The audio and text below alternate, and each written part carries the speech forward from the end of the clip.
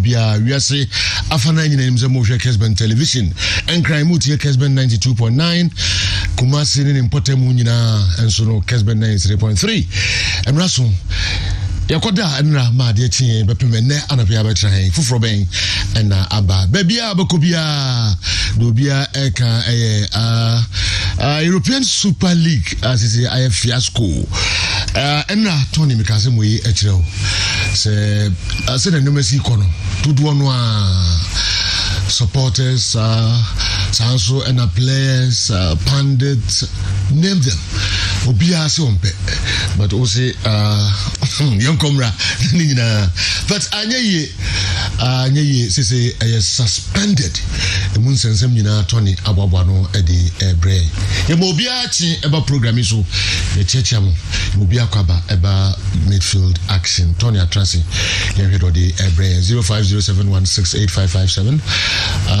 and on the SMS line and for WhatsApp near 0244263902 but to mumre videos na yemfanka messages no na yemfa enchemo Tony Montana Brighton Pony na Madrid Edward say wa resign okay but John W. Henry of Liverpool almost say Oppo they would never forgive him. Almost they would never forgive him. And I want to there that no ni na no. Almost ni na asembeba. And you couldn't you bomb mo adwene mo pose am kwa yes ade no. Obia ebenyane de.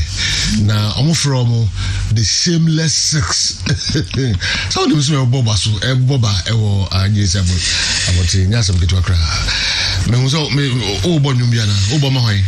Brighton Pony na Madrid. Oh, so unim say Brighton Pony na Madrid. So unim say Brighton Pony na Madrid. Oh, come on. Na me aduma next week. And then fa ho.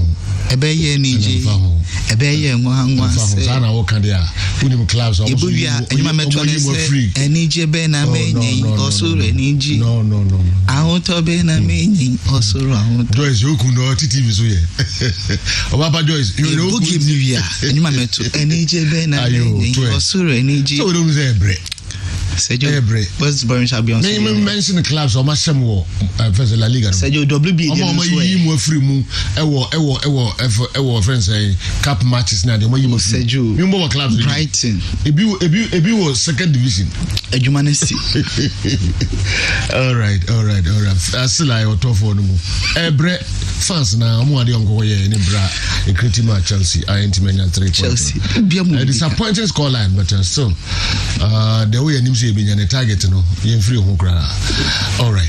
Babintio Sadajale the legendary Sergio anya bie kwanse ehwen sama ekoso onkofo ekroso ematie fo no efo akwaba na yentu fa ne ehwen sama ACC onkofo ekroso as usual enchase enfa free box na ekọ boxing dey anyame adoma am May 8th AT&T Stadium and Texas United States of America and a boxing boss Billy Joe Saunders no enso ebekọ ne Canelo Alvarez ntoko na betimi abaso na ora picture about bontin Billy Joe dia betudwa na chese wa transform upon the form no say ayin ho ama body no sex pass na pp ama bibia chese wa ready say Canelo Alvarez ntoko no nyam eye aduma May 8th no eno enso ebetimi abaso menkonimdie eno enso etimi aye ne dia na yeda so all boxing no ye call matchroom promotional almost event organizers are almost enso he ama boxing bout etimi about so enra ena penny port no e Barry Hen ono a legendary boxing promoter no ono enso betudja say age 72 years so abasoma say ne jumade as CEO ema matchroom no enso de ato say ne ba Eddie Hen ono abeto aso na afi no so etimi organize ama sa bout outdoor and promotional mo ye no eno enso etimi ato so kama na Eddie Hen oposo picture no ne papa na just a way back enye ne kra omo ehase ache o se we de e abusia japade nto no Eddie Hen obehwe azoto niema ama matchroom mo nso de enso etimi akoso kama nti message a eno Eddie Hen e de ba bonte no eno an yesu Kessben Media on YouTube, Kessben Sports on Facebook, and I feel Kessben television. So while you're free na yenko Tokyo Japan 2021 Olympic Games ni ebeba so na make us say draw no and enso team aba for soccer na Africa yen reps na 3 Ghanaian team qualify beka ya sa penalty shooter as a course between Ghana and South Africa yen team sa penalties na Antoinette South Africa for a year film no say nipa 3 represent Africa Olympic Games abana soccer Ghana enka name draw no eno enso team abant Olympic Games no yekọ soccer na South Africa enso group A na group A no any host nation Japan Mexico enso ho no ma enso RSS group no enso team qualify ho no nti 4 countries in the dikan group A enti Japan South Africa and after may you consume home say enso group A na France so the last team enso completely group A enso countries abana soccer Tokyo Olympic Games and enso eba summer yi na yekọ group B New Zealand, Korea Republic, Honduras, and Romania. We any 4 countries are almost group B. Group C African rep back Egypt Spain, Argentina, and after Australia. We any 4 countries are enso group C and a last group A group D. Na Brazil, Germany, Cote d'Ivoire. We also countries are enso group D. Enso some team qualifying South Africa. Enso the last team enso a complete group D na draw no enso team abaso honmon na ye rep our Germany so and na Bayern Munich abomodin ashe kamere Leverkusen anti Leverkusen boboko no ekolusia we HSA Bayern Munich come be 10 points gap na aka only 4 games na German league no and enso team abana we ye anti Bayern Munich ehia just an away win and am here only 3 points na league no enso team Argentina next match no so bomodin esha league no omaje so oman shempo na I believe the commander second eluso Bayern Munich season no enso team Advertise no enso edi esiom na so na Thomas Muller elema no ya senior players of America so ye enye so much happy say coach Hans Flick last week abeka say season ba na we ya onya team resign on to so enye manager biom enfama ba ne nemo bia ba and say South 2 players enye so happy because Hassan Samhala Jesha enama no nti coach ne nya onye happy nya ade papa no enso epanasem to any frustrations so ama Thomas Muller ene Manuel so de de enso team ade aba ponte na yeko jiva so ya Amam for the Blamoka, Sir Ronaldo Bao Juven Ameboa because Boban on team any being who be Jive for Champions League now. Enso team and Ronaldo Ban po fine and po enso team Mboy into a Castle and a Jive for enso team upon and Andre Agnelli on air president Emma Juventus so about pointing so no only regret be a soccer for Ronaldo at the Andre Pilo episode. Andre Pilo manager on enso a coach Jive na Ronaldo see a player or bo Emma Juventus Mere El Conechia and the same thing no betim aye onun honda soccer for 0 at the buy at the Andre Pelon so ebetwa so as manager and so Emma Juve woman enso a club no na yeko Inter Milan for so ya Inter Milan am former coach so so ya Zurich Italy national team coach Roberto Mancini on enso ebo Inter for about so league no there enso team Anjan so dem I'm joking like agro the source and it's end the pass last week Inter Milan enso team ebo draw every game enso and Napoli a boy now before this game Inter Milan for every 11 times on the bounce at 11 consecutive wins na ka record at that Roberto Mancini time Inter Milan na coach your man team across 17 games nina no team every year na joke no so say the pass sa record no kwa there Inter for enso team American league ne there enso AGM no enso team ayeye na and then you Real Madrid Real Madrid any card is or Spanish Premier League. They say and say European Soccer League no. They say any Real Madrid for the cover by Florentino Perez. Nebum sad you know. Akwakoye fiasco no enso team atonsio. Enti and I'm said the list you know. Any Liverpool mission t-shirt enso team you know. Sape pepe and then the card is for enso ebeshe. Enti football is for the fans. That t-shirt we be and then you card is for ebeshe abra. Enso any Real Madrid for enso no the air warm up before say game no enso ebetim abaso na Andrew Agnelli ono enso ekomo a na omo edimu tintimba se European Super League no omo enso ebebo se de onya age atum se ohwe enra stories e baye ema all the 6 clubs are na omo free England ebebo European Super League no omo redraw no ama ade ne e dead ono ga se age atum se the league no enya ade eno enso ebetim abaso or se the league ne de omo entim enkase no enso ebetim abaso ensama Andrew Agnelli ono enso atim atuja na Ramon Cardron a former president Emma Rimadi Bobokulum or say Florentino Perez on him Guaseni pa well good club ne mase or the club ne munyam abafo hinti animanumu ya or say Florentino Perez eba bonten ebe patro because joye no and some fata UEFA for ebam competitions kama na what demanded the name na or the other clubs account say European Super League or ebe boss side nya dia eno enso etim etwa ye kra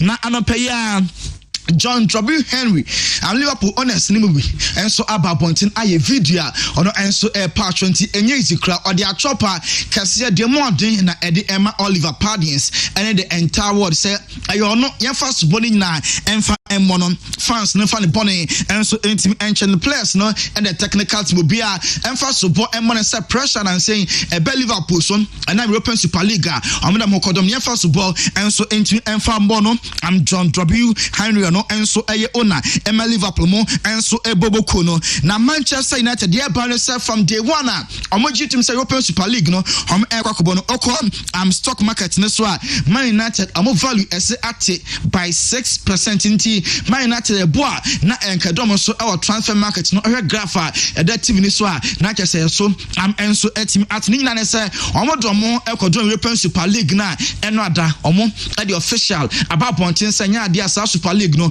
enso ebetim atwa so any 5 other Premier League clubs no enso team withdraw now I'm Gary Neville or your former player Man United also who the poorest communication to say annual statement Man United for the ball pointing say withdraw na message very simple so patrol na munya dia enso etwa so or say communication and kra one of the worst communications on enso team when also Manchester for no communicate better because I damage damage club no na enye sa short message way na also enso team edeba na Adam Lallana a Brighton player or your former player Liverpool also a ball Liverpool players na abaso especially Jordan Henderson sa leading Liverpool players no na cast European Super League no enso team mo also sa de ne kan bi na ma say clubs no enso team withdraw into Adam Lallana on enso a Liverpool players led by captain Jordan Henderson on enso a Bonabas na Chelsea a ball draw any Brighton na Thomas Tuchel manager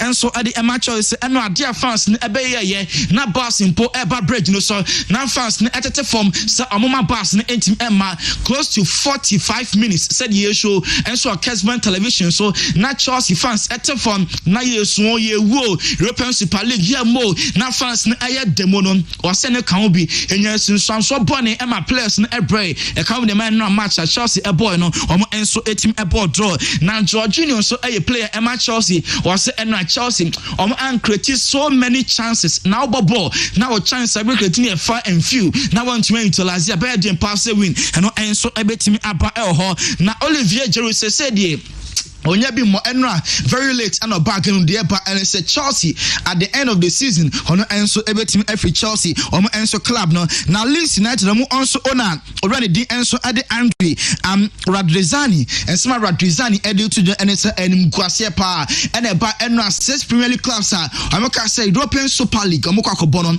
fomuti ento from because and Guasia pa na team aba say a good news enso arsenal decision say European Super League no enso enso enkobobium say Barca and Memphis Depay edin commercial be ya summer or your free agent Barca for enso ebetimi at the Memphis Depay abesi akan edi ama Barca enso a club no na I'm Brendan Rodgers na ebeto just say onya Tottenham obetimi aba as main manager after say Jose Mpelifo enso etim asake no na enso Brendan Rodgers ababon so no onya interest say Tottenham jimedie no ono enso ebetimi akọ na ono enso etimi akọ for as manager at the Emma club. Now what do we now? Yeah. You fancy? Okay.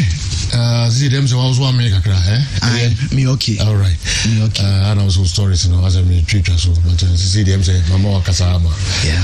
Very cross I ambuso. I hope say next week you be my more time be my homie. Depends on oh, so some beshe. Yes. Ebese, ana onim je ebese. Sejo. Brighton pony. Brighton. Me say zoning clubs are so La Liga no. Any cup of matches are hold e be free second division. And the Brighton near board run either. Zoning clubs are must say cry. Oh Brighton the supporters in effective players. Oh yes. Obi who is West Brom so dey na. There been a place. West Brom. No place Obi who said team the friends say. Second division no be move. Akonko.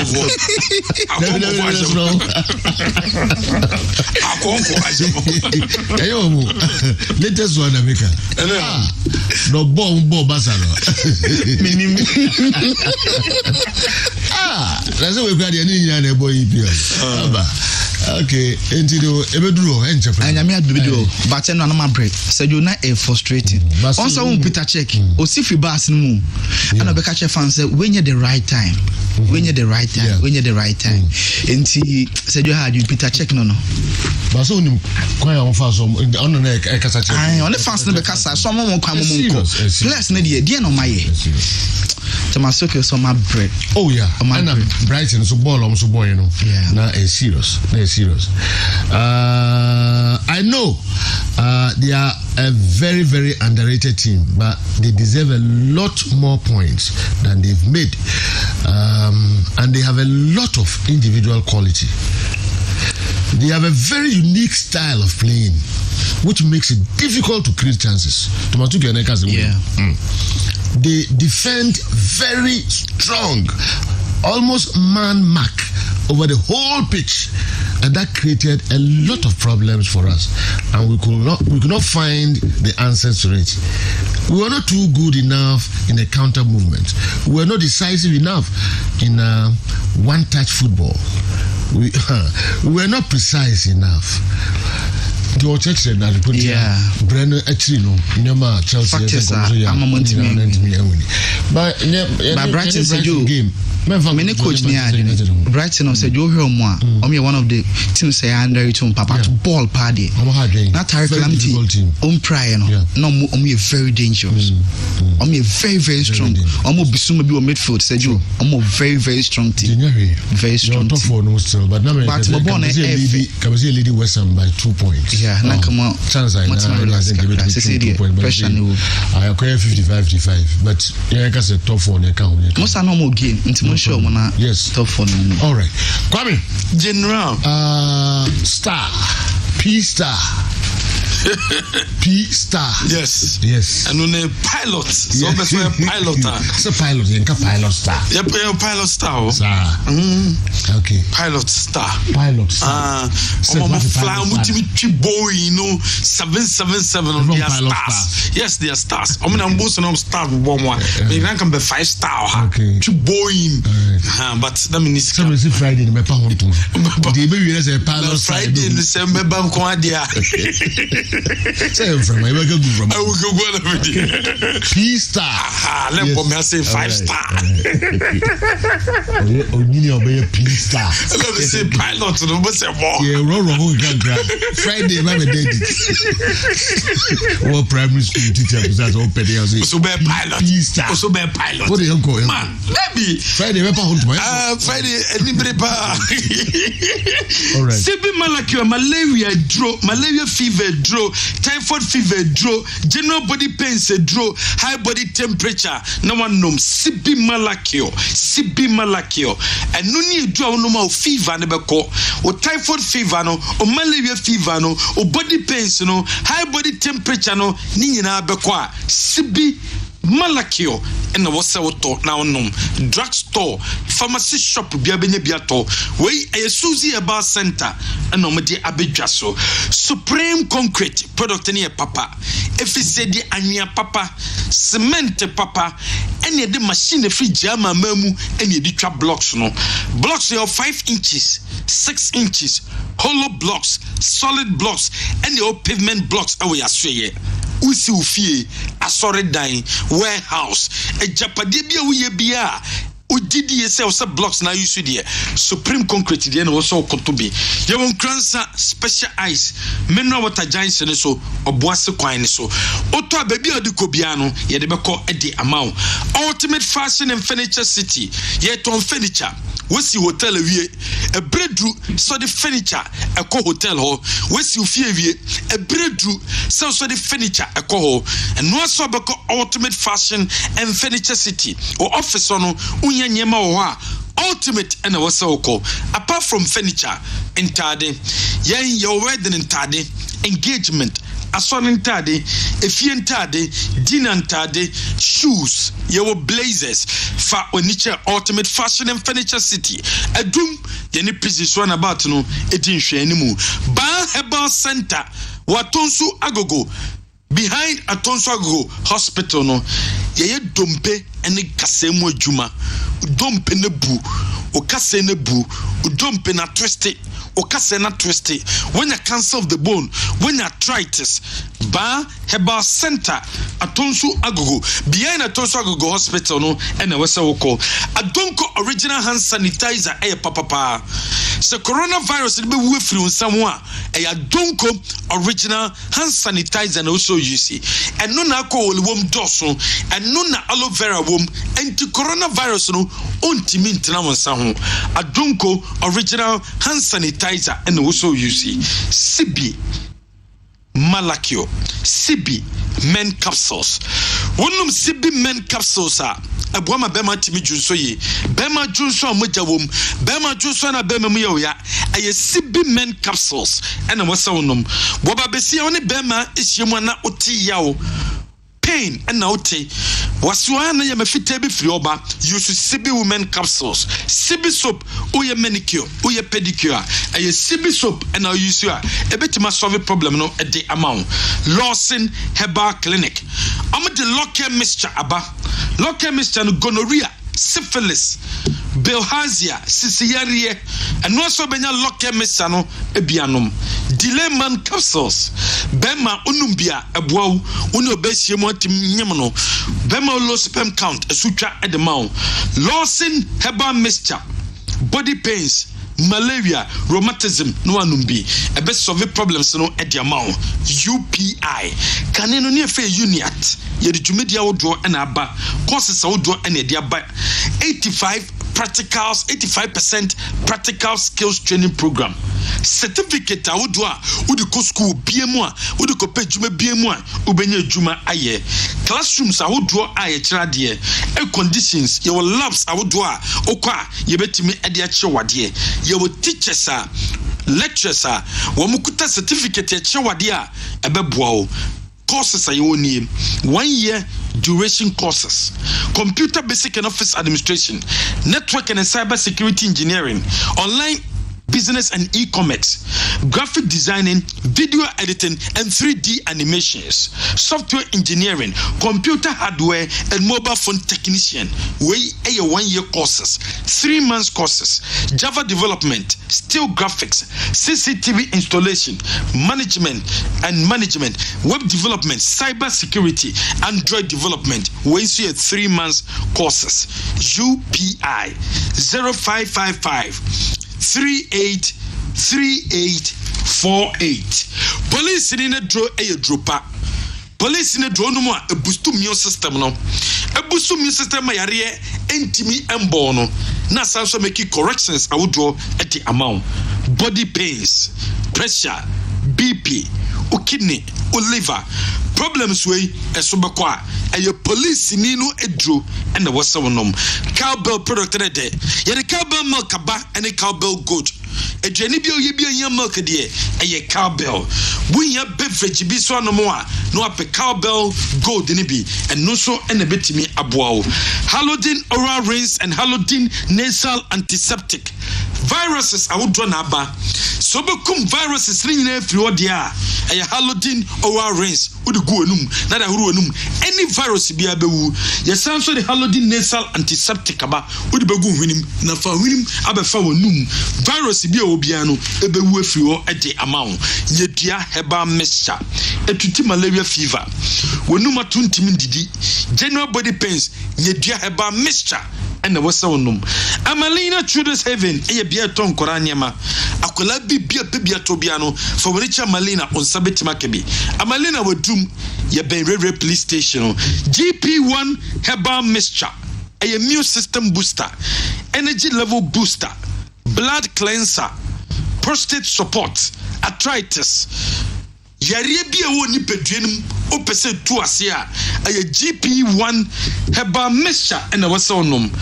Number ni nie +44 742 4534 161. Kumasi 0244 93 4143. Number way and also free. Charistic Ventures, woman is Zahara Man capsules. A Bemedru. Bema on low sperm count. Bema on Timinuba. Bema Humwano, our form. Zahara Man capsules. And a wasonum. In Draw to a diaphragm, a bow, unumu a bow nipediani, and yes, a bomotima performing qua. About bow, Emma, Obemenumu, and so ayading. And no Kodancha, ye Zahara Mr. Plazara G. Capsules and Swabi Jasso. And Pomo Gudemi Arabia when ye piano, no one numpi. Ronaldo. Virginia, Adaroma, USA. Nadaroma, you be Chadie. But before say you be Chadie, no. Okay, my main Chadie first. Okay. Aside the who be answer, you want some Abramo Kessben 3.3 live. Kessben television. My main check credit CCA. Say Facebook, no. Kankra.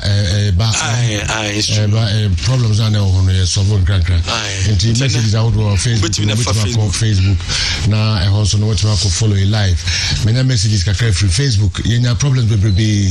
Internet hold the assembly Pamcho CC Shas and Kankra live on Facebook until with me I follow Facebook and they could be why funny and a war Kessben television 0244263902 0244263902 with me at the message Abbas here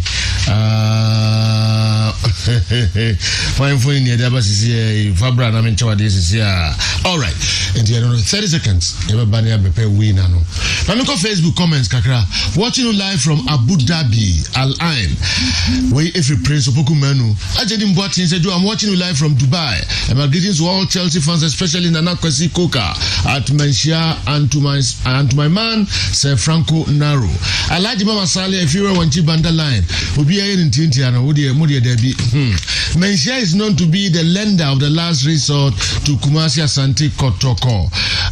The latest financial bailout to the team by Otumfose to the second has really come handy as players were owed signing on fees and other entitlements. But they ask that where are the monies we were told have been raised from sponsorship deals, and what has been the contribution of the supposed richest born in the history of club football in Ghana? Alaji Mama Salia, anyway, every wenchi abre. Obin Augustine, best sports, no size. Ofori Nicholas, Maxwell Kunadu is ungrateful. Hey, sir. Ofori Nicholas, who do you know? Ebenezer Kingsley, Alexander Gazy, more fire.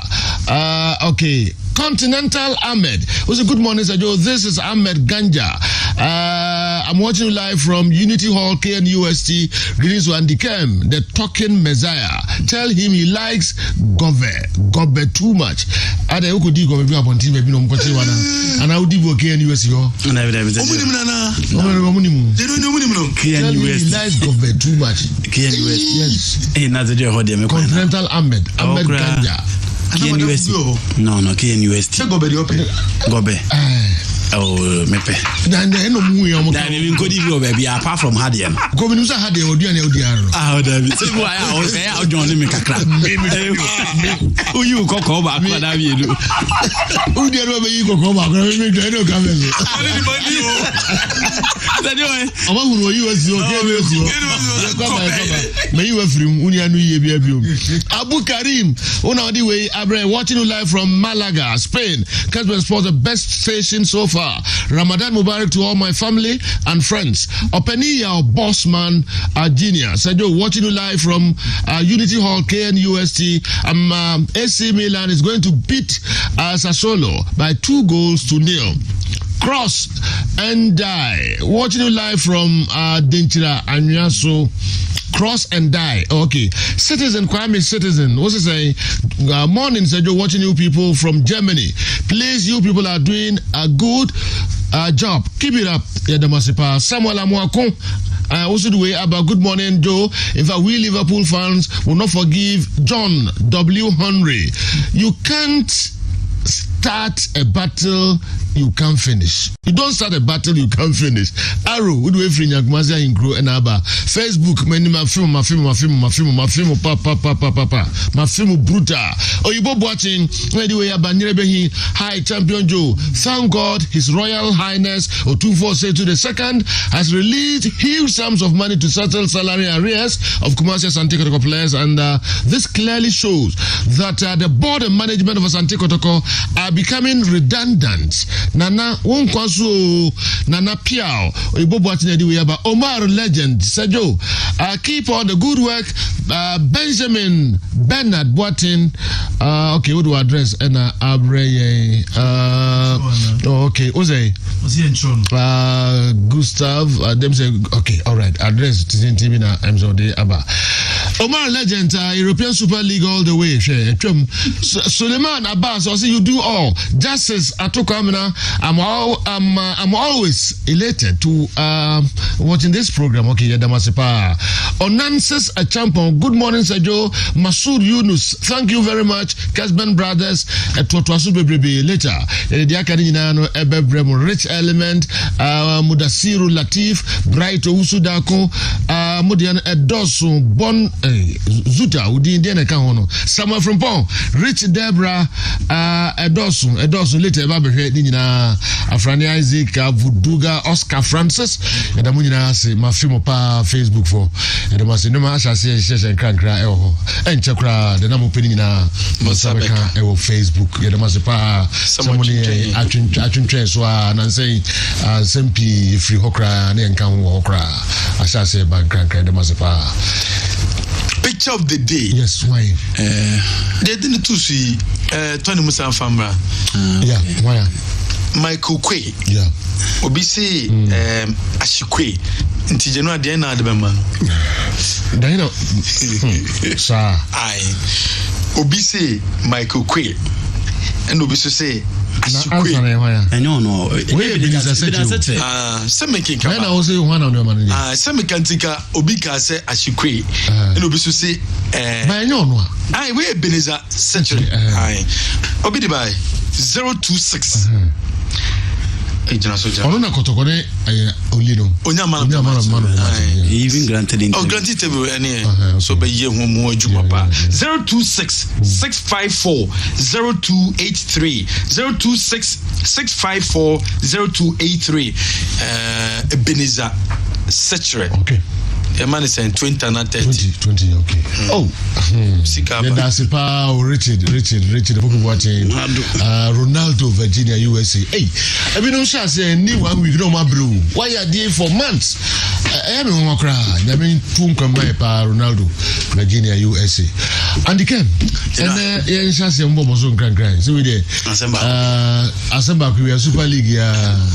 La Gazzetta dello Sport say the bonfire of greed. On the headline now, the three Italian teams, Juventus, Inter Milan, and then AC Milan. On the headlines of them, there's so much pressure for Papa Efiano Fiorentino Perez to resign. Nenipa or the pressure na Shasiano Paypa or Bobebia, former president of Real Madrid, Ramon Cadron. On the can say Super League, Fiorentino Perez Shasi in an yidada. And on what pursue said the selfish interest in tea or pursue ya no Real Madrid Bobuku any masse because Madrid Bobuku there. Say omundi bibiba amumfu ntumu but and offer baby fin rabis in the Super League in the frequency ada be seen any 3 days go na egu. And the sad aspect is that ne rep no we Englander or push other teams to join in Mr. Edward Woodward on say no Harry Maguire any lu show mo kon hoko catch and say ade am person mo dey be supporters in Fuaso players in Fuaso to be udi no be Super League. Also do is about the Super League any one crop no ade no go in gate on. Just supporters. On my Fiorentino Perez. Almost a crumb for me brutal. Serious. Almost a crumb for. All right. I'm yeah, come. I'm a pleasant traverse. For 40 minutes, Peter free bus. I'm not What is this? But Chelsea fans never break no. Omani didn't say Chelsea fans omukuma. What is that?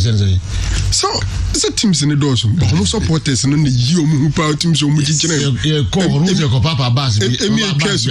Minkas only and some money for money a day.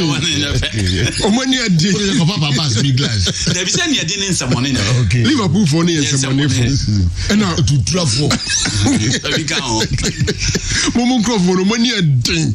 This is Chelsea fans who come. And now I'm bombing some mom. I must say football. Okay. England for that. Brony the England Brony. I feel we are that too.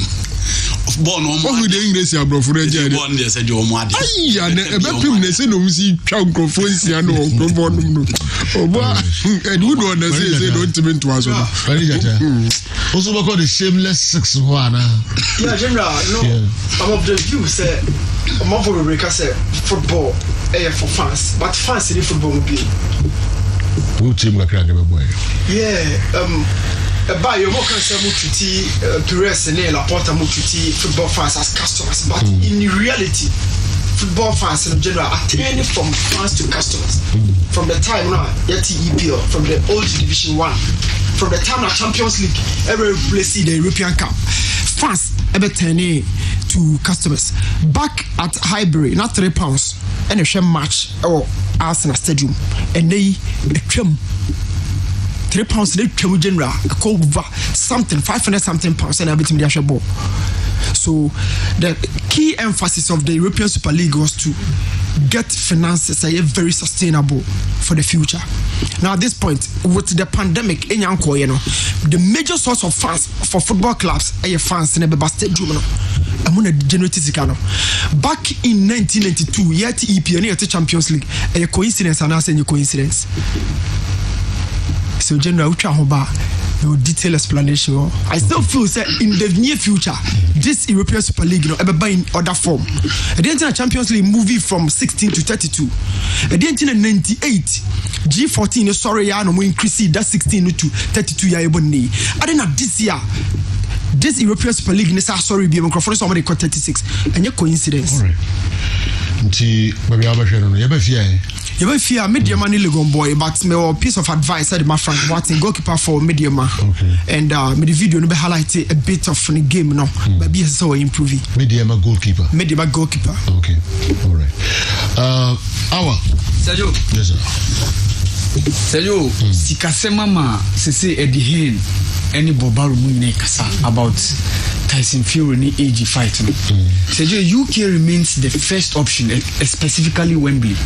But Sergio, due to logistical challenges and a situation whereby we may not have full house in terms of fans appearing at Wembley for that big bout, Ama Ebiana twisted to other different destinations. Okay. Dubai more pray. Saudi Arabia, Sergio, still remains the front runner due to the amount of cash and we are ready to spill into that big bout. Sergio, CAF Confederations Cup, the penultimate games, game 5. I baby before game 6, and that group stages I end, it was on what kind of penalty is there, bro? Say, Ebia the last but one. The Obebo before the last. The last game I Obebo before the last one. So games in Kosona. Interestingly, there are some teams that are blazing the trail. A typical example of Cotton Sport Dikaru of Cameroon. Okay. In a group with 2 Arabian sides, they are topping. And a win today for them would probably mean they are topping the group and qualifying to the next stage. There was some couple of games. The Orlando Pirates Setif is also a big game. Right. And then also Nkana Pyramid, Sergio. Uba, I will want to touch on. All right. Now, on my football boot, and I say, football. oh, where's so? Yeah, thank you. Don't capture me. Football. Oh, first of all, finally, you're ready now. The stars in Yasi. Oh, stars in Yasi. You are okay. But fine. You come right here. We know. Our.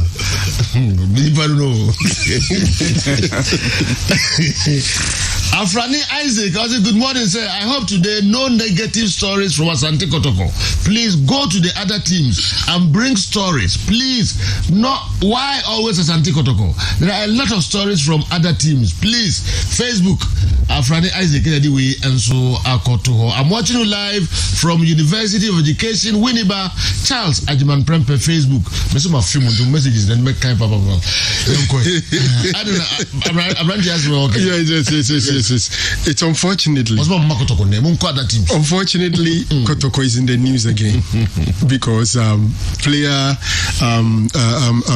status committee of the Ghana Football Association had a verdict about one thing concerning Kotoko and Maswa Kunedu, and Uti verdict now. I think that Anko Yamas and Kotoko.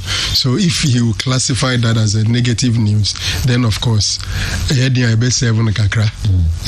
News be any palatable as a Asante Kotoko fan because clearly I see you go through that Adena Babontino. But the second part we can say there are other negative stories go there from other advertising clubs. I didn't know. Yes, I do. Why always Kotoko? Oh yeah, sure. Wamna Wamna 4 stories. Techiman 11 Wonders, Techiman Cities, Brekum Chelsea. Now said they've even gotten the backlash more than probably Kotoko. And on the day like this, it's a bit unfortunate, but he will served maybe an unpalatable dish on the show. We are no free honoma.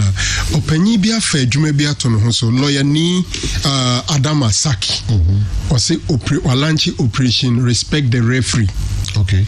Operation respect the referee. Then we are I try some explanations kakrebi about refereeing any situation I find in a brebema me pese me jina nsem na lawyer na nsem na oka no so na ma ebiem o se mrem Ghana mrem se ubu referee ubetima dem maximum 10 years. So a football fan, chill. So a referee stadium. Okay. The maximum sanction could be 10 years. Wow. Until I see a man crop for who are there or Moko stadium called both referees near them. Yamu who are so clear potential is a police to make you work. It will be on my dream. So a referee could match and Uncle swap a police for me. No, I can't walk. Wow, Triomuka. Until a boy no match your mama. I do a music chibi. Naya Chiromunian Sabi. Something who knows over to crowd. Yes, also you could go to heart to folk. Yeah. Among go to Tungunyana Chiomo. Don't go carrying. When was the last time I was a Bob Yoku Tokunya? A carrier Konya. Yes. Easy.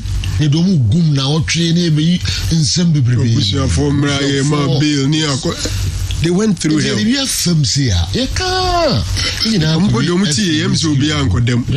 but subsequent ones, remand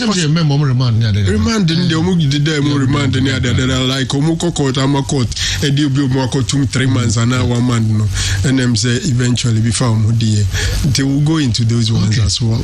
Kumasi Asante Kotoko unilaterally sacked Coach Maswa Kunedu on the 7th of December 2020 after weeks and days of silence. Maswa Kunedu granted an interview where he categorically stated that he's been paid December salary, but no one has called him from Kotoko on his entitlement since he was sacked.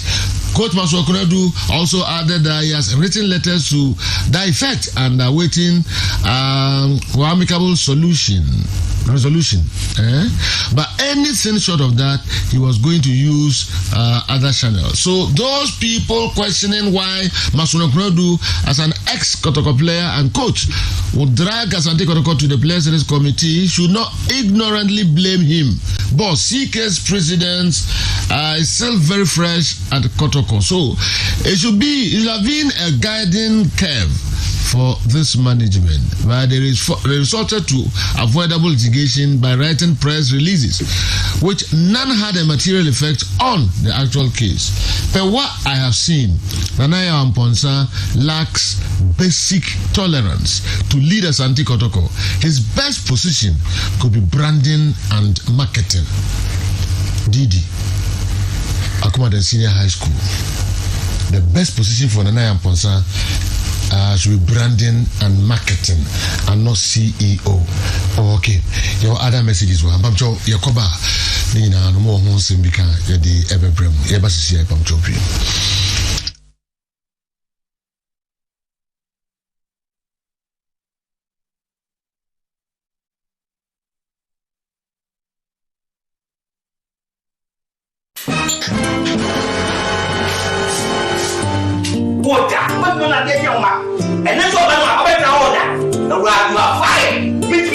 Malaria and tea. But you are to my bono.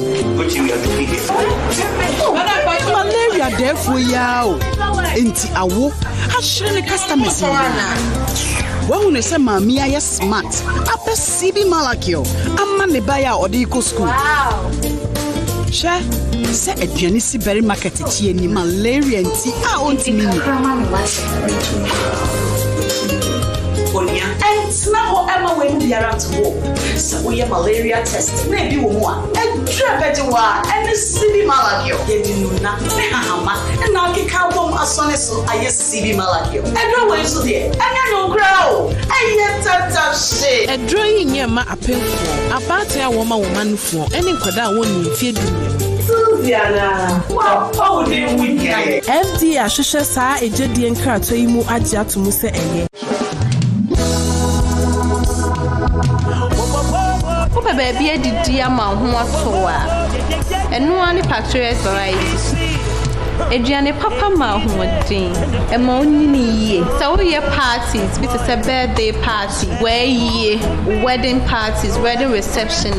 Factories varieties here near anyone who do local dishes, which is say bankune tilapia, a yam pissie, back continental dishes, so a jollof rice, fried rice. Your pastries, one who do the cupcake, crumb, chips, shortbread. Factories varieties train one yama baby cake decoration. I furna sorry them and in a reception and CC flowers will be guitar and the flower girls baskets hat making gele making the one color niema ahudu just station for now ya new creme for sorry that we like this step in so clean FD Ashusha sa a jedi and crato imu aja to Musa eye. When there's nowhere to go, relax. But if you have to step out for work or play, go for the ultimate. Get your office suits and blazers, dapper, formal and bridal wear, elegant. Go for the ultimate. Dressing to do business on a weekday or party on the weekend? Shop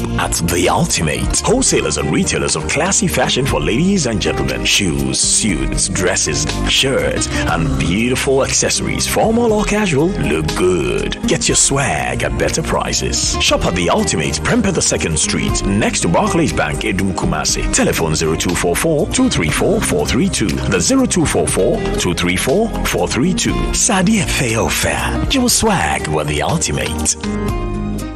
So what about what your papa this is my secret. Give us P capsules. Pema one drink from no one to me to my din one pem. Give us P capsules. Obedu as a mama.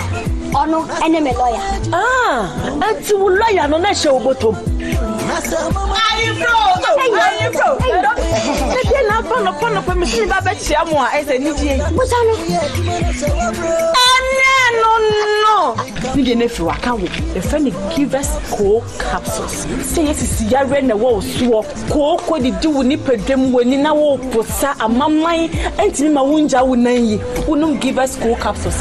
Obey your free lawyer. Give us cold capsules. And I give us pink capsules. Hey, and they give us free. Capsules.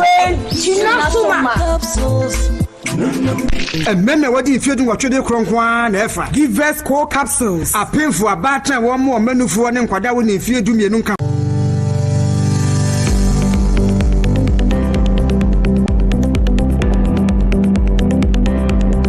house James betimi afa ohini ni wanum ama oyare ana emane ha okra na obetimi esia no kwan Halodyne oral ring solution ni Halodyne nasal solution na ebeboa esi muawa efa ohini ni wanum ade yare abro ano ho kwan enro yi wo povidine iodine ye broad spectrum antiseptic Halodyne oral solution ye oral antiseptic mecha ye fa ye num odigu wanum a muawa abefa wanum di yare abro bia esi ano kwan Halodyne nasal antiseptic ye fa ye nim odigu ohini a muawa efa ohini ade yare abro bia eyi wo mfiri ho panyin ne nkwada wadi mfiri abro 18 etimi yuzu adure enyusu adure mu nanso ye so no doctor di nkomo ansa pe Halodyne nasal antiseptic ne Halodyne oral rings na fobo woni wabusu ni na ho ban se wo pedodo atwa Real Pharmaceuticals Limited was 0260870140 anase 0244268417 anako pharmacy bia eben ho enkai boy Food and Drugs Authority ahwehwem agye atum se eye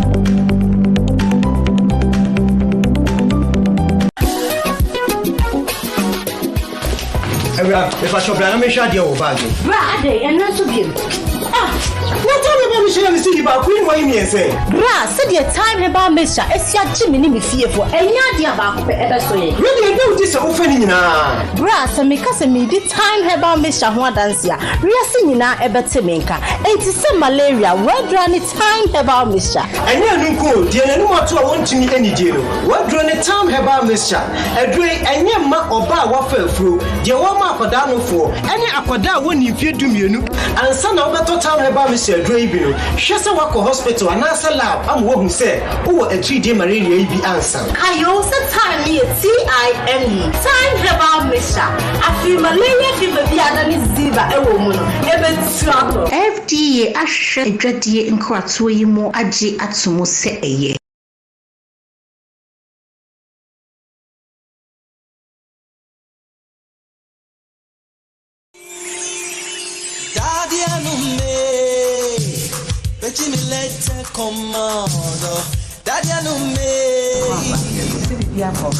Everything was excellent. Yamisha Papa, me who said my homework, a coming crown, Nankama Chini Padom, Nami do what because I went to have 2 years, Kessben travel and talks, ticket am we mammy and a possibly mania problem yao. Me do airports, hotel reservation, so on the picking in the milk street. But for the meantime, person can be sent to quite dim, another country like UK, especially London. That is why I've come. Yamisha Papa. Yeah, that's so by Wababedi and what I dance. Kessben travel and toss, you gusua, yet Treyashim, and to be uncrimmed for Bumuyanim. But they say, dear, multi credit, baby, be out before Rebia. Bruno Kessben travel and toss. If you were K.O., Mokadi or Mabay, Jum Forno, you will be a Doom Central for clinic in Chenho. You will be a macro office, a office Bacosa or Bantama, a multi credit office. Nikesi Mukaya said the house. Tinio here be Kessben travel and toss, or going to say Modi, you bet to me a wow. Kessben travel and toss, the Njivisa. Name woman a bet chetro, why our befaswa, obetimen don't crack us some at 2 years. Now they are Kojibisa. It's a bio, Thank you very much.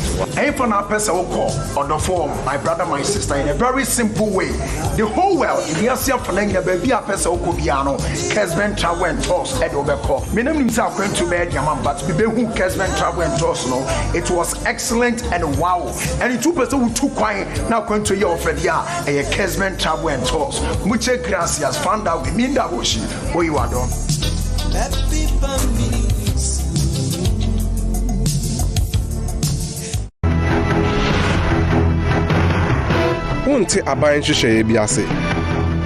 This is why my government is today beginning the implementation of the free senior high school policy. Office of the Special Prosecutor for Investigations and Possible Prosecution of Miss Charlotte Osei. Parliament won't sit under trees. And yet the punch Jumedi Ayodia. Any unseen Konya Yedin Koma for the 1992 Republican Constitution.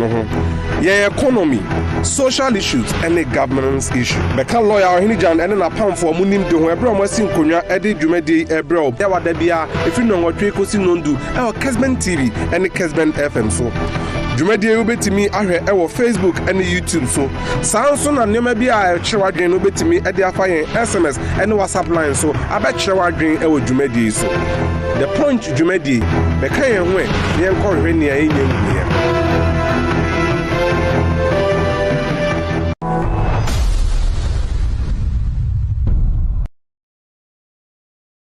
Commonly referred to as KC, was established on the 1st of October 2015.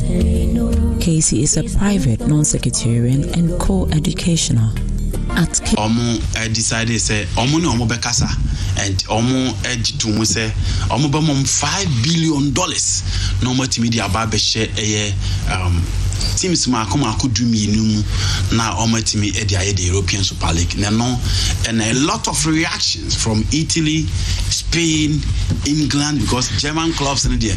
Borussia Dortmund any Bayern Munich so it open the FN Fiorentino Perez then some all kind of man these clubs were not invited so France and so Chima Paris Saint-Germain man invite you and he said Joe and some Bayern there were a lot of shake-up from UEFA what he say open the FN Alexander Sefrin on also the reactions and then Crawford the reactions about issues about monopoly of Florentino Perez and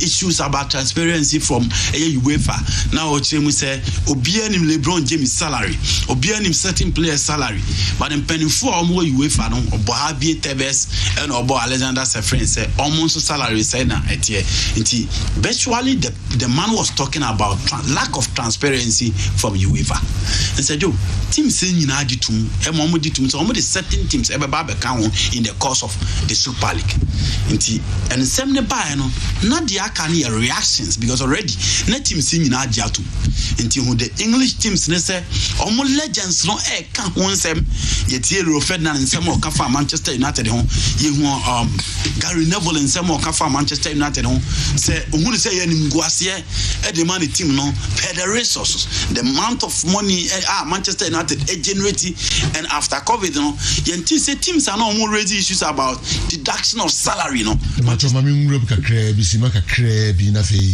memo asan atwaso bi meko Sante Kotoko aswe National Circles Council meko maswe na me nana kwa me danko akotutwe nkomo kakra e de fa ensembia nra epie ho nana ye mo achimba Kessben TV so no pay Hello, let's go bro. Bibia aboko de. Oh, about the other man on pad. What be anything? Ele nyanko po asepa. We de tintin tietia enra na players select committee omo edi ruling bi e by Maxwell Kunadu ni Asante Kotoko consensem.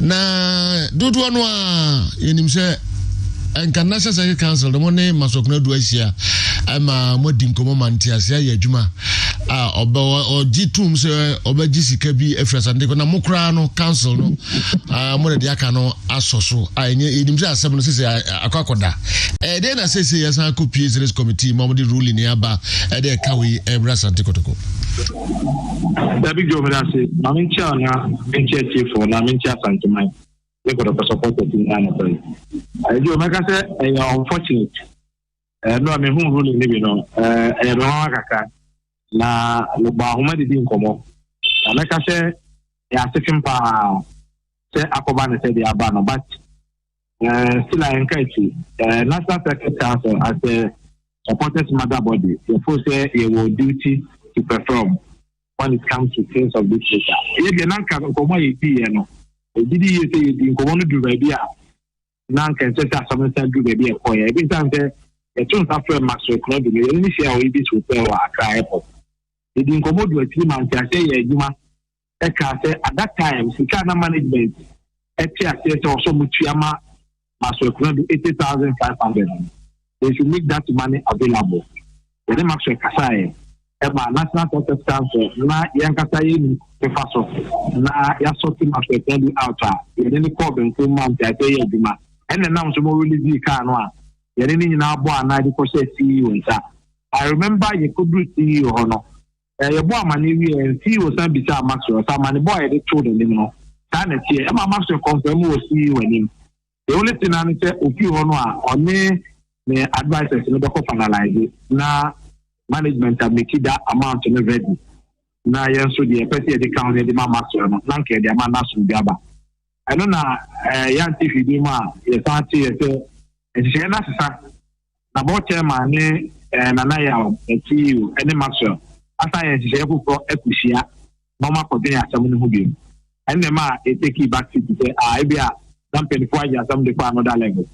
Apart from that, there can be diamond and say Juma Nanka Kotokobitia 80,000. I remember I told you in the meeting I'm actually now they should make that money available immediately after they hand over the keys to them. Not the Akano NCC supporters when we can be faster. Not Kotokonemaso and Draghi and Konenubi. And it said, you, that's sorry now. The Ababon and do it and outside. Every say mo any Maxwell ni CEO mo ko share wo asem no na mo ne Maxwell di nkuta ho ana mo free ho no na mo di nkuta ho ye di nkuta ho bebre edu ba bi ma our say Maxwell me fan say advisors are na mo ne Maxwell the five guinea and ma take decision to take. I even spoke to some of them. And my age I mean we came to that agreement. But somebody do a dozen. In the Kotokono, do be at the way I na a no matifano. 1 billion, 1 car 70 years. We put away Tian and answer that. But they are unfortunate. But I have quite time for it. The Bessibiano, a better Venezuela. Yena, Macate, Yansin, so the Kessben. Yababum, we and a pair, not such a man, I need 10 minutes in a call by. Asama me apantefo process into an amount of food. Yen hwe pampa pa e be paso na otoko enkofa o how kese me. We say asrum you nuku a is the grass office. It's a neya maso ni kotoko ye twa ye ko be ina no. Kotoko na meka say e be sofa mo. Enti ye be koso etu anama o si tuni ahwe kwan e be tia paso abo ase. Even though ruling number but you have no more to a part of the and I say, yes, Sila, the very Adrimuna, Kakra, Mosia, Maxwell, what did the Mokaini in Atum, Wako see or Mode Kako, I must see Uzwaja to so Babitria amount to be a Maso and Amosoma Modibia Kahon, Nafe Asubia Abba. I say the Mokaini in Ano, Anyajuma. Also now ne maso no ndingo ne na mebuza za question no na CEO nso na mo so mo ndin kuta ho mo hwehwe me wo se den na sem na sa kosisi pa me ntiase yo na me kan ye kana kaka e be se bibi o yes bibi o ba ton se ko to no yo tempo se babu kwa ka se wade nyina ho kwaso nyina nyina na fata e won sa sembi wo e ba e bre a wo kan no ne bebi a wo nyina kan ne ta ma wo de kan no eno so eya na hu hia pa enti me fan si jam enti me mayem pentem buaten na yem hwe the best at the end of the day asunbi e be ba koto communicate ko ne be di yire ne hia me enya se e be aposhe blame ana se be kasa so me ti na ye ana obenti na ye uti se woni nyina obi abefo se na open ne ba e di amane ho maxo be kasa na open ne ba because be the any maxo ka e no eni nkomo e sa akoko so no ya ye se e bia na nipa bi o be se de ka e ento ye nipa obviously opted for the best office and a good office and then also be an engineer could be pay but they be an carried the 24 time chi to so support the 24 in a casawi ama hana could do and that the entire no chia near and a yes can ready like the NKS we person the can one somewhere in the car ye can ya after something that some for but the fire the football and as someone meaning class na eta wo homo wa possibility ya chocho hun kata kwa ma umu yeso mu se di asamo ana me ka say ye nsem pirido but ye pass be ni team ni kan ko ni dia some of these things about we just have to move on by empe kumatibre no ye nhwe se ko e be fa me ye fi ho na kotoko as a club message ma ka say e brado bra no state mi share bi fi dem bi mo it appears that o share the name ko ya ye as a club ni share we and once they be adiaba kunwa share one issue about club no on 3 different locations. Any coaches in term from CK Akono, Zakaria now Master Kunadu. Even a nyanya in Pamana a fair film pa, like a micro say, Ediasuna Machine. It's just too much. It's just too much. na kwa mamusa wasemwe nze mibuza ase na wone maso edi nkomo mo ne friends and CEO so di nkomo after say mo koshia ye no nti wonya we say mo koye no mate say CEO si nchicha mo koye no kotoko nyintum da omo mfa sem no ko service committee wanti da no ye de ne de ye in such a way that ye kokotu sika bia ma club no ye statement actually let ma maxo product e kotu figures club no face pay the understanding of the agreement no club no be chiama no and a max so say no me nyi say sika no and a ye babu and e plead ka tell max say on fa na into sentiment running no fa na into supporters na him say all black otoko no e supporters no na fight say omra it is asama ba ye nya no mo no kwa nfa na asem nko we want to come into the matter na de yen so ya ho de betimi dia foa the management e won so no and no ni baby e be gina enti no na nye bibia management back say the yen kan no mo nyinto mo no mo ko to figure in a letter to Maxwell and Maxwell onyi say sika ni ntum no no so ntia of the agreement ni say or say money so much that is where we came in said the management they should make that money available na yen so the betimi aye ana kasa ya kasa matwa no it can actually say bia ben for private friends we bia pem komo amani maso kudi ya and now some more the car ne buy no sika na ready and that say ready you know most time ye share na nkas baby e chise abo ane nsane no ho ye mfa mabati anti bibia za eno ane sem sem komo bufro course ana komo ne course no eno so ho boss ya no amamu e de no say Maxwell e go back to the status committee and nam so masa ruling we akoba. Wow, and the Secretary Council, National Security Council, more disappointed ruling. Yeah, disappointed in the whole matter. Disappointed in the whole matter in the sense that here can it's about Kotoko. And they say Casimpuan Ychia, and Kadia Gusimpuan, the bit may be a club. And the Abayan say, Laya Kodanin say, not the piano, I say, and I am Yase, Yedia Bako, Yedia, you know. I say, who was animal, I'm an Asaba in Prince as well. I don't need a worry. Say, I didn't say, Penize, the kind they say in Tia used to be no song. I just said, yeah, Papa must have anything. But, and I am a circles, Mr. McCown, Ebia, Ubu, Yenya, because I can accept you, Mr. McCown said, you need the access circles at a time. Yes, major stakeholders in the team. Munyan free. Sa obo na wo kan hwan ho na wo kan afri hwan na mo hia sa obo na afri wo mo mfa sa obo no mamo. No abusia ko ni na say a part of the family. Say you need the new obo ni master can say the sepata. So bibi ba na esu etu na mo a. Yes yen chie kakra because the year mo na e pe no. The bibi do ye secretary and say to the sense ye top player tia ka dia ma club no. E be ye issue. Koto be yen na ne dia. It opportunity banner to be a person boa. Or see a makwani na ye boa. E pa say ye top player dia ma koto. But that the issue. As if we say ye top player ni ma koto kono a. Na minim de na ebinim fo se besie. E be ye nsem pi e ma ye ka chesi ye ntwentwen so. Na kwa me dankwa asem na se nika no aye odin kakra mame muawo. Metima ka say mo ye disappointed in management. Hello, Joe. Me say, as a man, Nick Cano, and I be or Nick and I or Day Kakra. But my Mr.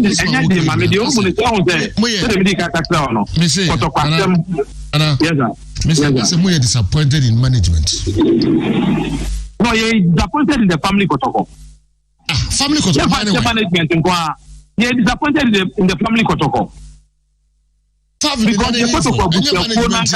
the players, name board, and supporters. I am more. Why am I disappointed in? Disappointed. Oh, come on. Okay, Nana, that's a fan of a that's it. Nana come down call for National Security Council and take Kotoko. And as a chain come on. Naru, what a briefly answer and the Advertise. What's the answer now? Can I say, Bibi do Pesoka? Yeah, they can honestly, they are disappointed. You see, why? Me, to say the okay idea, I'm tempted to feel the Omo edit team Nasha Omonzano. Omnicated to me. In this case, board and management. They are handling the team. And the supporters in here recognition and respect. I want to free. I don't think that they need recognition from the technical team.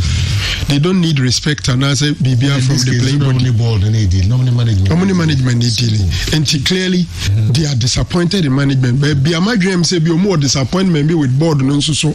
And they say a baby by no MGDS and Yemankoye, they wanted to meet the board of directors. I'm not sure Krata the command board no response to Kromania. I'm tempted to feel say with reference to Masokredu case in it, maybe my dream say I'm disappointed in management. But other issues and the best stand on disappointment, you know, I call board so. But for this one, what can we cry? Yeah. Nana come back at you, me. Omudi Aka case you make phone friend say, I'll catch and say, the same Kotoko circles. No, I get back home, Miami, fuse them and near sopa, and it's an amono motuno. So, making sure so mediate case in between former coach and then the current club to ensure that to the extent that Nakotokona Trocket Krata Komama so credit say, Ombemani Sika say, and almost say, okay, scanner the man or see, Yano Neso Geno, Mode Monfamano, Yakano, Yanimaso Akasa, a quiet Befaso Ibetiano. And at the free management or uncle. So when are you disappointed in? Obviously, it's the management you'll be disappointed in. Wow. I do local stories now. I got a Zombachina, Zibu, Zombachina, and a cast across the court. And so, and there's a cast of compressing. You're the infant man. Zombachina, the caucus. What's the caucus? The cast in Uncle Facebook, no, let him. Also, don't be so many Ramusa and Ganon Caucus. And I make us a Kotoko and the Zuma comments, and I'm so caucus versus Ahilal. A brana almost a game now, as I say, a bit disqualified Kotokono. Kotoko did a release and threatened to go to Cas Omanko. Then the players in Insense, Abbas Mohammed, Aikutete, Kevin Mathiando, almost case in Osono, Omoya so many Finibaya, Anye Yombe Caucus, but eventually Omanya de Omope, but Oman Caucus. Went to another release about Sankoya on the Caucus. Let's see, maybe this one, Amudio Siebe, and now say along the process, Kotokobenya justice who feels so you do, maybe a man Caucus. And the coaches, the players, but Kotokosikas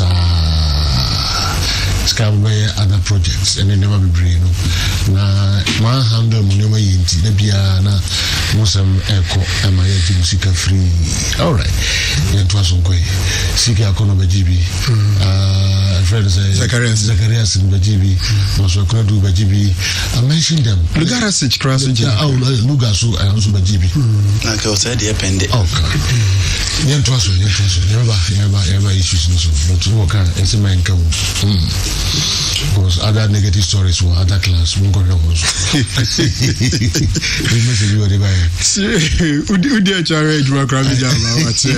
continue to work. All right. Okay. Kofi Jambo Akwaba. So we have a call. What's the problem? If I good use my fee, I'm a oh, you feel it's a problem there. And I said, once you to get in movement here, Major Wufi, no coffee and one handle. A pilot for no modified problem, but my opening peace stars. Peace stars. It was on the Kwame Eugene, I'm a boss. Kwame Eugene, a rock star, or no peace star. Okay. But I think that make you do phone your call, Pedro said, a Baba to her, calls a rebel, point of an Arab. Araba empty and also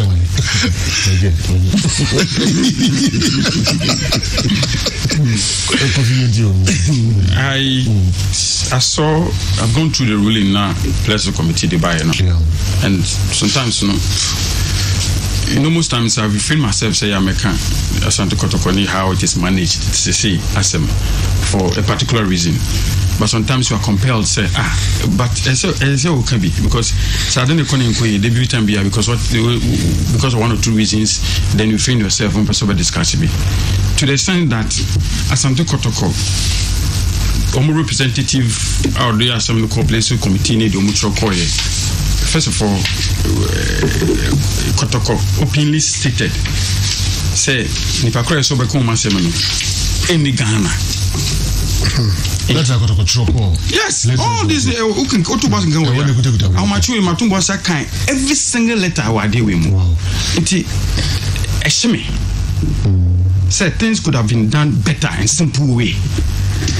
Now, for whatever reason, no mama see up. A buyer get cash, get cash. They should stop those things and try and approach issues as they are. When a judgment is given, and I know some of the akrapum podo kotum for 3 months. The lawyer nekasa no. Only say assembly would be one dear 1 year ultimate Supreme Court, but you never heard the lawyer saying Supreme Court. Also, you appeal. You talk about the next step, and then you take the necessary steps. But they sometimes are happy to talk about a normal just to get people on social media to follow them. Those things don't win you cases.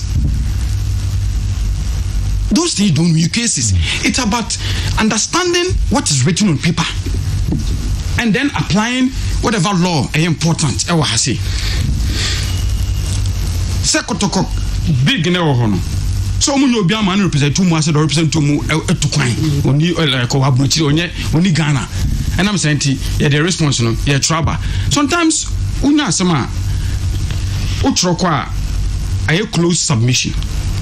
But oko appear questions are asked, you're able to give response. Even based on the Akokran, the question can be asked from the other corner. You're able to give response. So what happens to a lawyer who will be involved in Kotoko? What happened? What their job? It is written in this. Yeah, isn't it there? Ruling held by no. Makai every single way. It's written in it. Now the central Sumu Crown Pony say Kotoko itself, based on the Muchokwano, could not interpret Omankasa contract on the player and only Masopredu Asana, they could not interpret it. Wow. Oh, interpretation of the Koyano. Clause number of Nakobomuno, especially sa clause 11, no, with clause 11.1, 11.2, 11.3, 11.4, 11.5. No hold. Now Omatro and the Akose pay the provisions in clause 11, article 11.4 and 11.5. Now, if some coach now some cancel the contract, no, based on a normal year prevalent clauses na then they will pay 3 months salary. Now, omumuma adani no.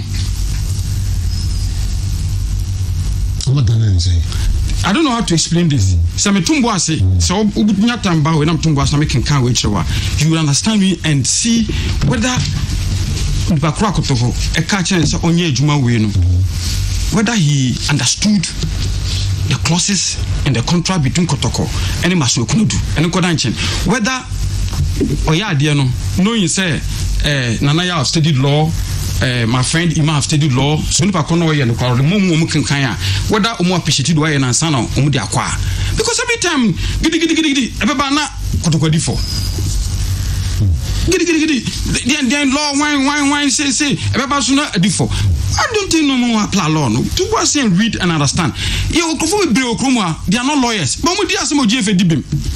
It's about reading the regulation and what is provided in the regulation and applying it. Go with Brio Kroma say, many lawyers, but GFA dibia could dibim. No, I come lawyers be brave. Your international head of international legal, head of local legal, CEO lawyer, admin manager lawyer, one lawyer. Common application of even a do baby Kotoko match record so much 55,000 from the coach. Adaya a coach no car na coach news no they have rented car for the administrative manager. What has the job of the administrative manager got to do with sacking the coach? How can you even go this as defense? How can you provide this as defense or remedy? Say, well, not trouble when some of the corner be no. Say because the car provided for the usage of the head coach no. Car no head coach no. They are allowed to rent car for the administrative manager to use. Now, what has the job of the administrative manager our rental car man got to do with coach no permanent car no one ho tamana coach no use car na do man join adwuma that can you marry the two me a kameka say and I'm sent to come rental car ma the new coach na ni bo de ne no e connect otima say and I'm say okay pick car no marry a rental car e the man new coach akofa no say ko the car ne buy and new coach be use but you rather rule say your rental car the administrative manager up to 55,550 million into coach metua. Who will give you this ruling? How will give you this ruling? Who will give you this judgment? Who will give you this judgment? Meanwhile, in the contract, they don't even interpret contract no much because the interpretation is quite wrong. No. Meanwhile, the contract, it is stated clearly. Says Kotoko, Epamu coach now.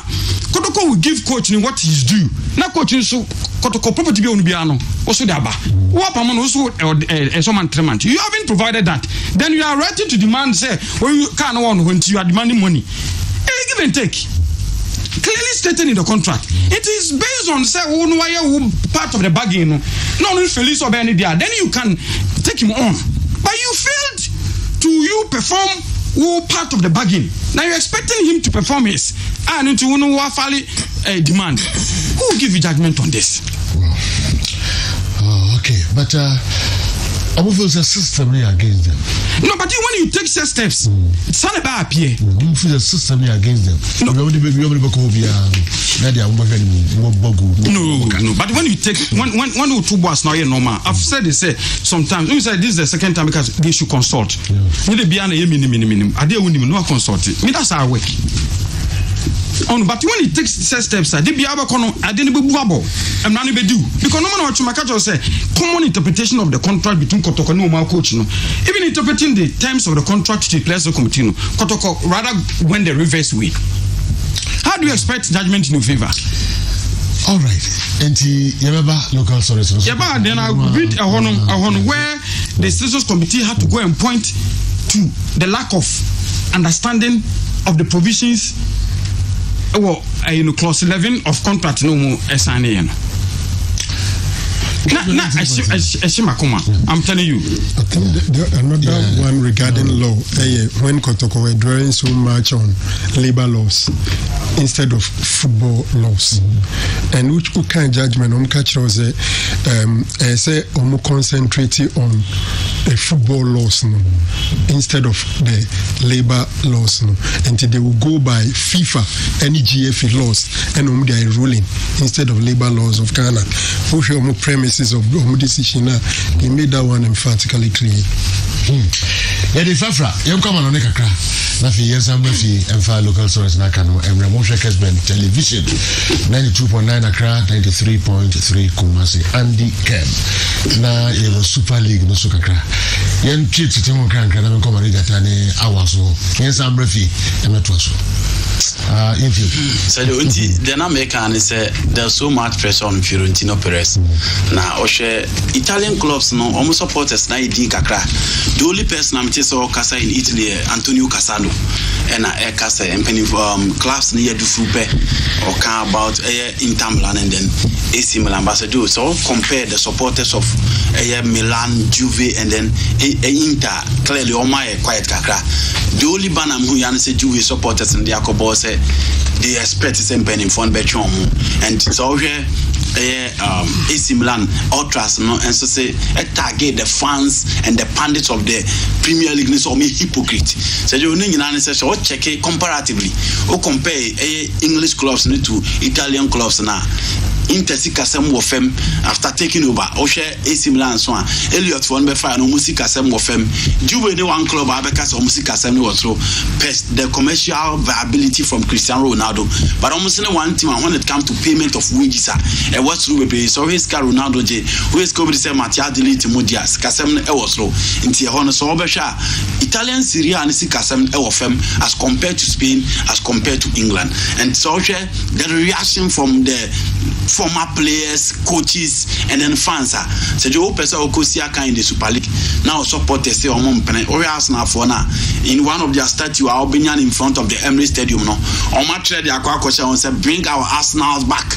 ɛno ne adeɛ ɛwɔ TV no so na adeɛ a ɔmo atwerɛ de ahyɛ that statue na ɛwɔ Emirates Stadium ɔmo sɛ ɔmo Arsenal na ɔmo nim no kronkifoɔ no nsan fɔ ɔmo adeɛ nsan ma ɔmo ɛnɛ sɛ wo check Manchester United a Harry Maguire ɛne Luke Shaw ɛkɔ Mr. Woodward hɔ kɔka kyerɛ ne sɛ adeɛ na ɔmo pɛ sɛ club ne pɛ si no the supporters are not for it, players no so are not for it, leaders no nko na enam sika a ɔmo benya nti ɔmo nyinaa de akɔ sɛ mpanimfoɔ nkɔnkɔ join but at the end of it all sɛ oba against Barcelona oba against Madrid supporters in the Beba Stadium ama wɔnyɛ sika ka sika na ɔgyi ne bi ho ɛna no gidi mu ama the vice president of the vice chairman of the club etimi resign.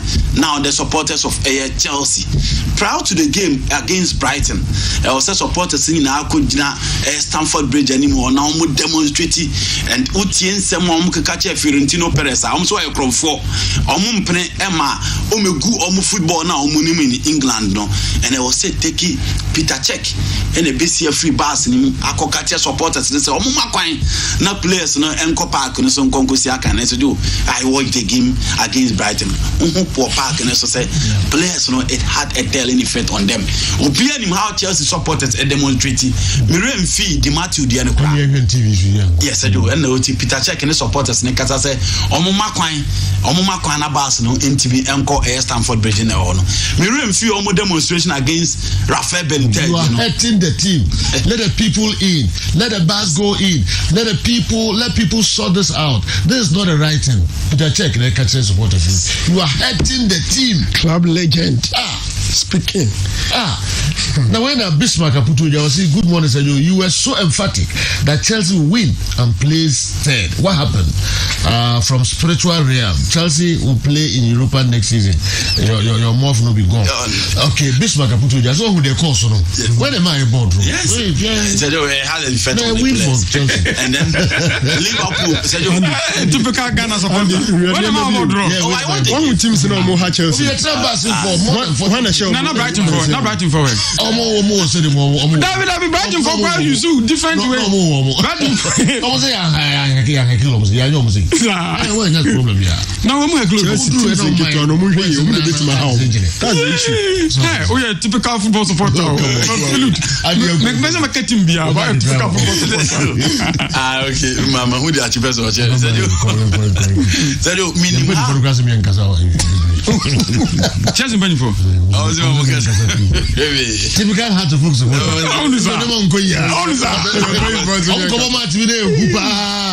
Almost a very person in Casa. Mambo do you? Oh, hard. Mambo do you? No one I'm ready. We know the beer. What about you? Mambo do you? But I'm phone in the house. You, Matthew. You go. Said you, Obia on him the Matthew story now after almost second on. Now Rafael Benitez, a barber replating. Abra Omokoji, the Europa Cup on that particular year. 16 minutes beer drew at the Stamford Bridge supporters in our sorry. A Todum Saad, the Matthew Dean, a ton 1 minute. Let's compare myself to Europa Cup and yet again of 5 minutes. Nania and yes or Bay Juma Stamford Review.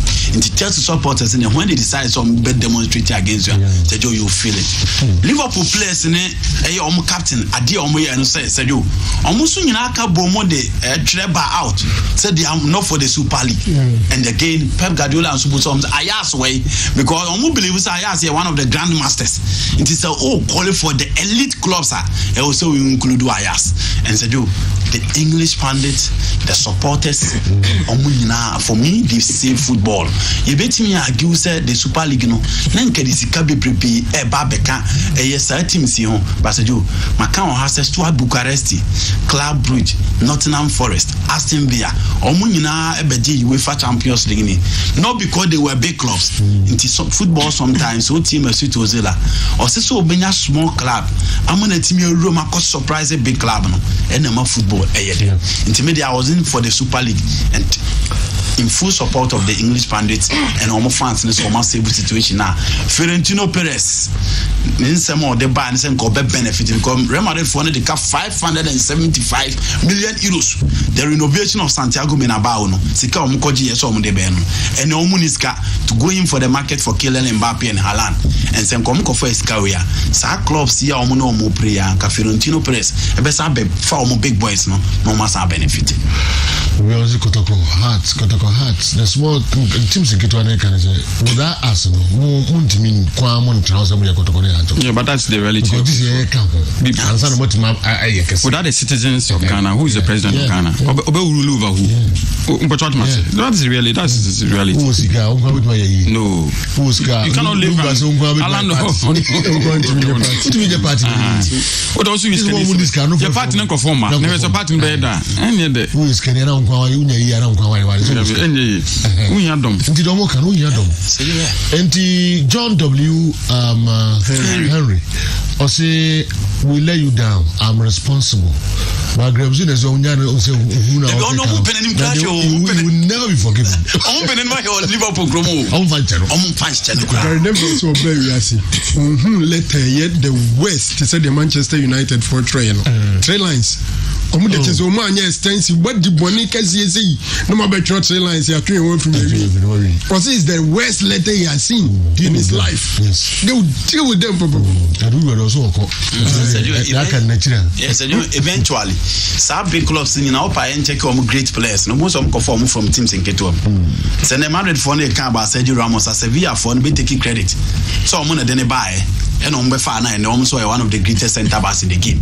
Our captain of the side. So more can the likes of Raúl Momko form from Atletico Madrid. So come Manchester United that Ron Ferdinand came from Leeds United. So you carry my wire now. Leicester City for no bear enjoy. Until the name can go on and on and on. Obon say all the big clubs all right. Are benefiting from this. And some Guardiola and the bond of Toffa. What's the way competition? Competition now more qualification. Every year I qualify. Funding members 15 every year automatically are qualified. JP Morgan for scan on the Bandanis Kakatu. Official or a businessman. Chicago when Florentino Perez them send it down. There's a woman your chance and resign because risk nation I very irrelevant. England forces in the Tromo Primo. Who says Nakano? You make a fed and annually say send England for the film day or GDs are there no ego into more baby. Mariata, General, I agree, sir.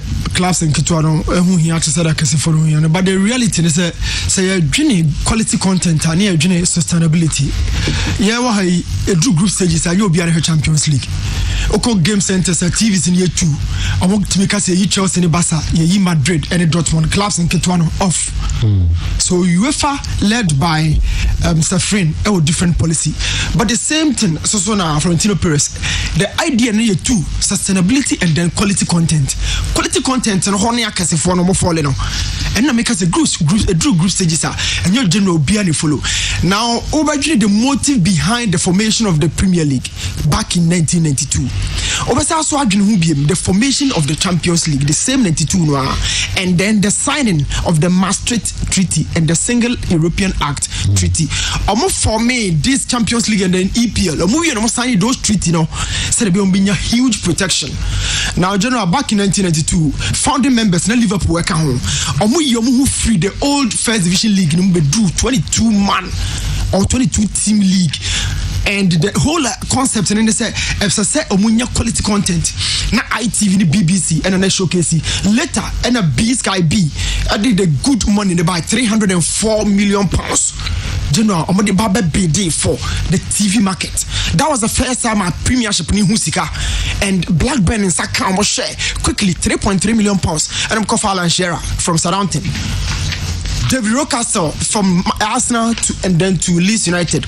Teddy Sheringham, the same thing, a movie from Forest to Tottenham Hotspur. So anytime beer clubs and a bomb on the commercial market, it will bomb on the transfer market, and Mamko Fadu pay decided the same thing in general years down the line. Yababedri, I disagree with Omokase fans and customers. We've been customers from 92-90 Premiership. No, 1 Jessica, General Baden Yaboni Biashe, Jessica, your customer, yes, serve the open. That the open and quality content. And it's very simple. So we football fans are changing into customers long ago. Now FIFA and UEFA, almost so says Mamoka. Say and 12 clubs in a match greedy and no money brand their selfishness in the but general entisa. major source of funds for these clubs. One, a gate proceeds, commercialization of which TV rights account. Now, when you quality content, better when you TV right. So you can't the fact, B Sky B HM, BT Sport HM, and they Amazon Prime and a drum also. Wow, this is Kessben. General, now being the good content that show our subscribers. Who are the subscribers? We the fans. And so we are no more fans, we are customers. UEFA, FIFA, the money NSA, corruption, bribery, and Ashomoma. Then a Qatar. Bid for World Cup on the USA, on the Mexico, on the Australia, South Korea, Japan, and a pre-general Qatar for the basis was corruption. 22-member committee and a bid and 11 were convicted, suspended, and fined. Julio Grondona, General 2014, the Sikasem Tono, so say or fighting against US contradiction, said in the it's some funny free cum no the same thing and here can Ricardo Teixeira another person also 3 members he has Isaiah to say also another person I'm contradicting say Sikasensem ni be fan the same year I blatter 3 months time and Michel Platini so FIFA and UEFA any sense we who can transparency and judgment and the clubs and some finding means of the finance that means and some more so 98 the G14 was formed. That same 98 the general more extended this 16 teams at the core 32 year only. This year so general on your screen this was 92 almost signed the treaty about protecting European community clubs a bit very much stronger and this was the Maastricht Treaty of 92 and a single European Act and also signing for big clubs in the world Europe and so when you general starting how did that happen? The whole concept was how to run those clubs. One, a dear man cost BM and now deal with so reignite the salary cap any honor. Oko MLSA higher salary earner Chikarito 7.2. Bra back to Europe. Messi now what should be a 2 point something million pounds. Now what should be there's no cap for salaries. And I feel as much as wages expenditure cost source of finance general is some expanding.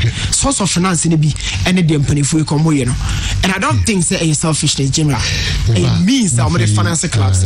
Okay, we say no media goalkeeper and other local staff. Jimmy Kwaba na local service na Marijata and so Nada it's been suspended.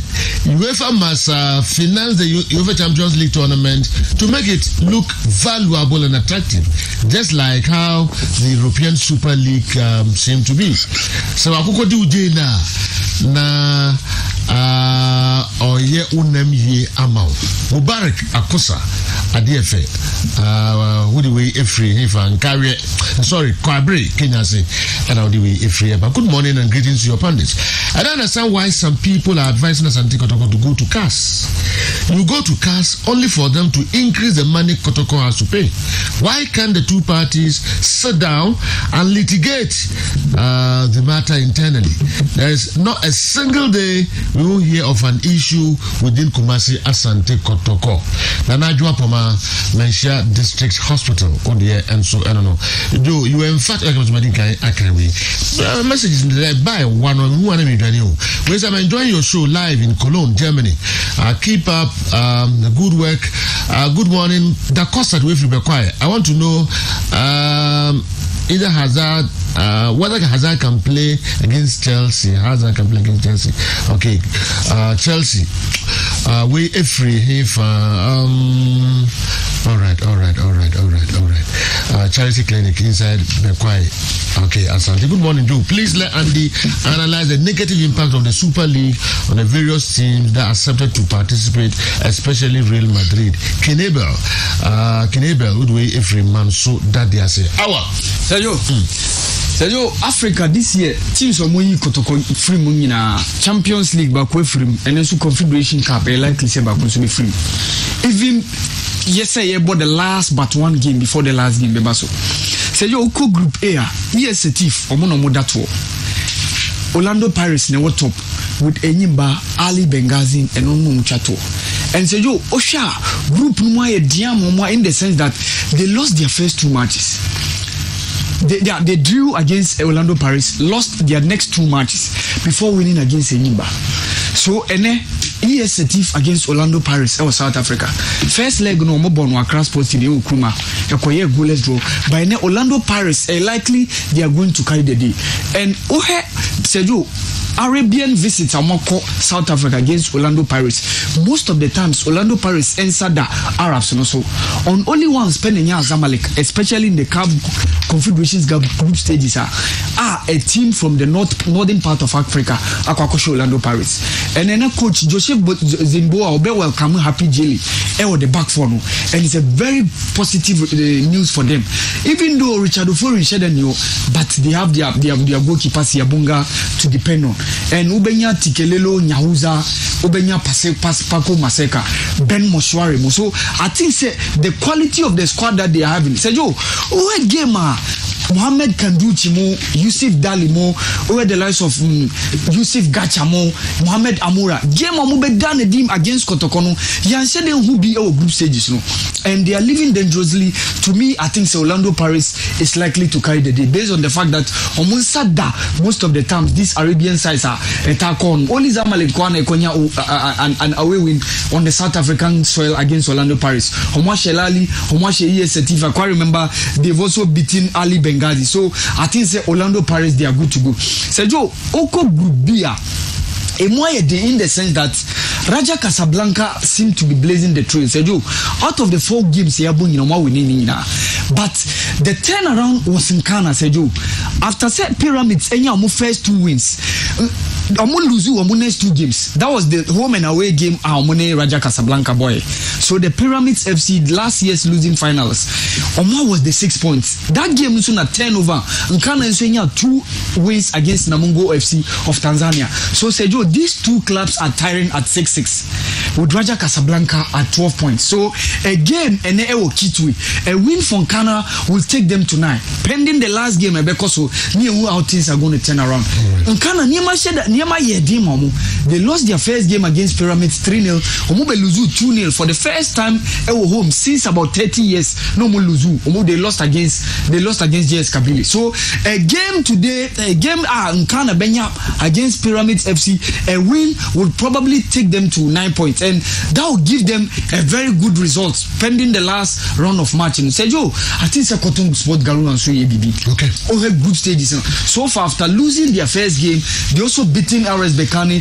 They've won the rest of the 3 matches after losing their first game. And Sergio, a win for them today against JS Kabili will probably mean that Cotton Sport de Garua will be topping the group. So the rest of the 2 teams between JS Kabili and last year's champions RS Bekano have to battle it out for the second stop for the second spot. RS Bekano said yo Nyaman Shedan Koye Momo even any continental stage nkwa even ewo mu home the Botola Moroccan League na ebokon said yo mo the 12th Nyaman Shedan Koye Momo. So I see Cotton Sport de Garua winning today against JS Kabili for them to top the group. Said yo Lorenzo Perez thinks he's smart. He wants to gather all the big clubs and cheat them. We'll have played this Super League for 10 years and Madrid will win 8 and the other clubs will share the 2. Abdurazak Achimota. Just the commercial and toss me no but see in Bamjo. Nothing the local news no amber proper.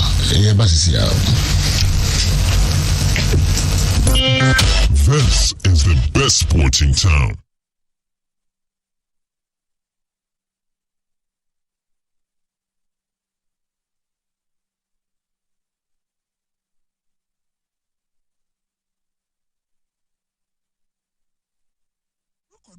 Jema area mo top up no Kessben University College o ma onam internship at school ni Unti aban hwehwe bi ase. This is why my government is today beginning the implementation of the free senior high school policy. Ensaya abaya memunu ujidi se beboa ya manyo semi. Office of the Special Prosecutor for Investigations and Possible Prosecution of Miss Charlotte Osei. Enema ekoso Ghana ha ebi wo ha obo enyo so. Parliament won't sit under trees. Any the punch Jumedi Eyodia.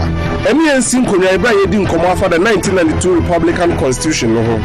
Your economy, social issues, and the governance issue. The can lawyer Hinijan and a pound for Munim do Ebro Masin Kunya, Eddie Jumedi Ebro, Ewa Debia, if you know what Treko Sinundu, our Kessben TV, and the Kessben FM. So dwumadie wobɛtumi ahwɛ ɛwɔ Facebook ɛne YouTube so saa nso na nneɛma bi a ɛkyerɛ wadwen no wobɛtumi ɛde afa yɛn SMS ɛne WhatsApp line so abɛkyerɛ wadwen ɛwɔ dwumadie so The Punch dwumadie bɛka yɛn ho yɛnkɔ nhwɛ nea ɛnyɛ mu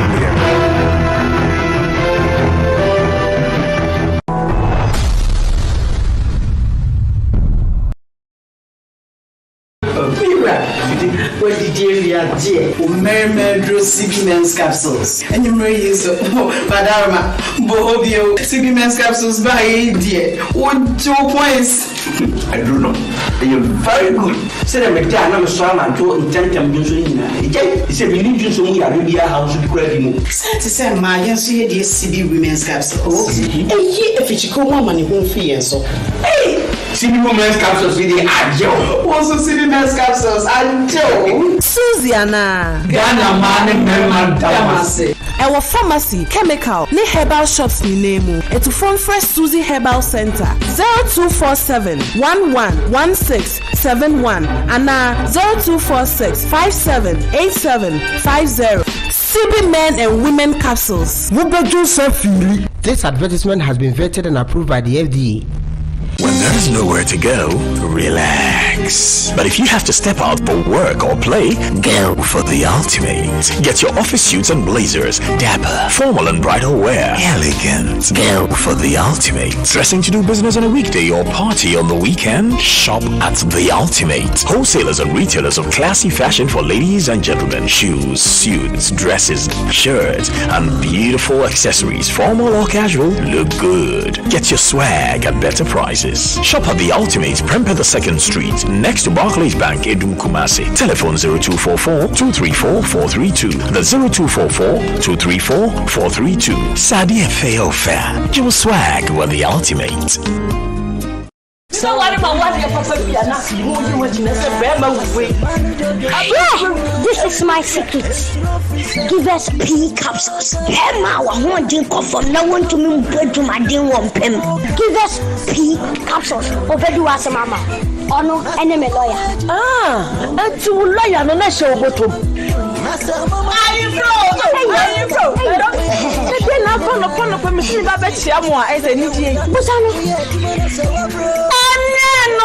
No.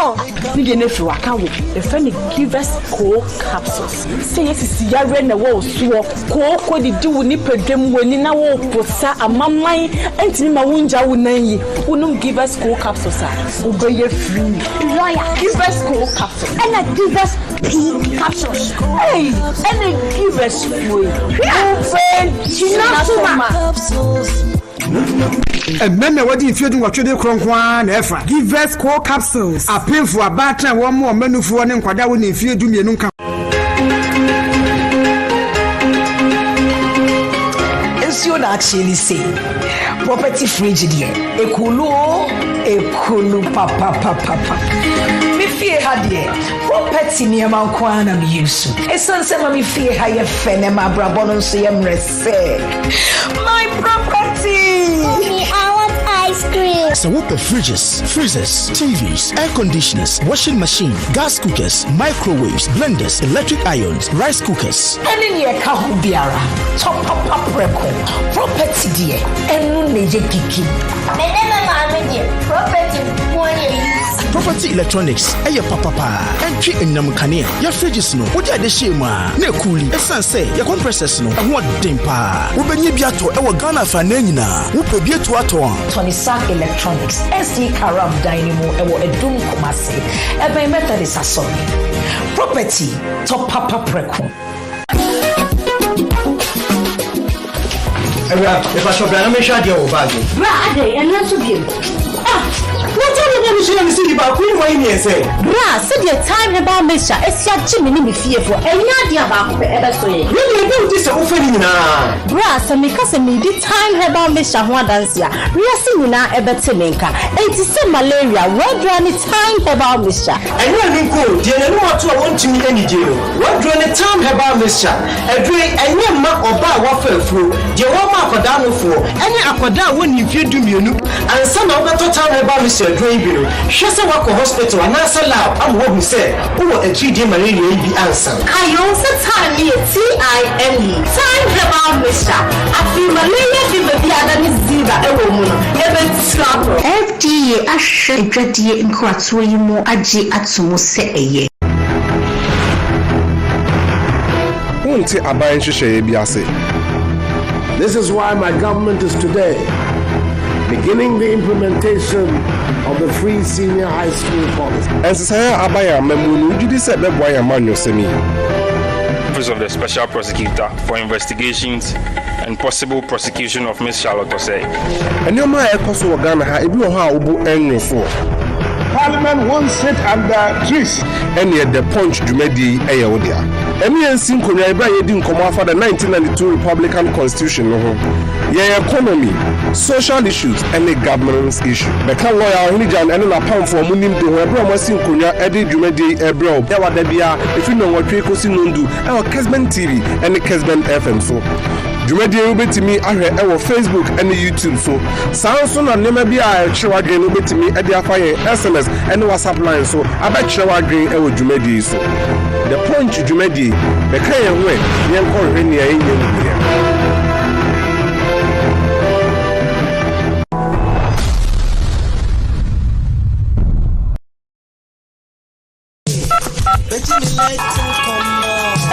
China. Hello?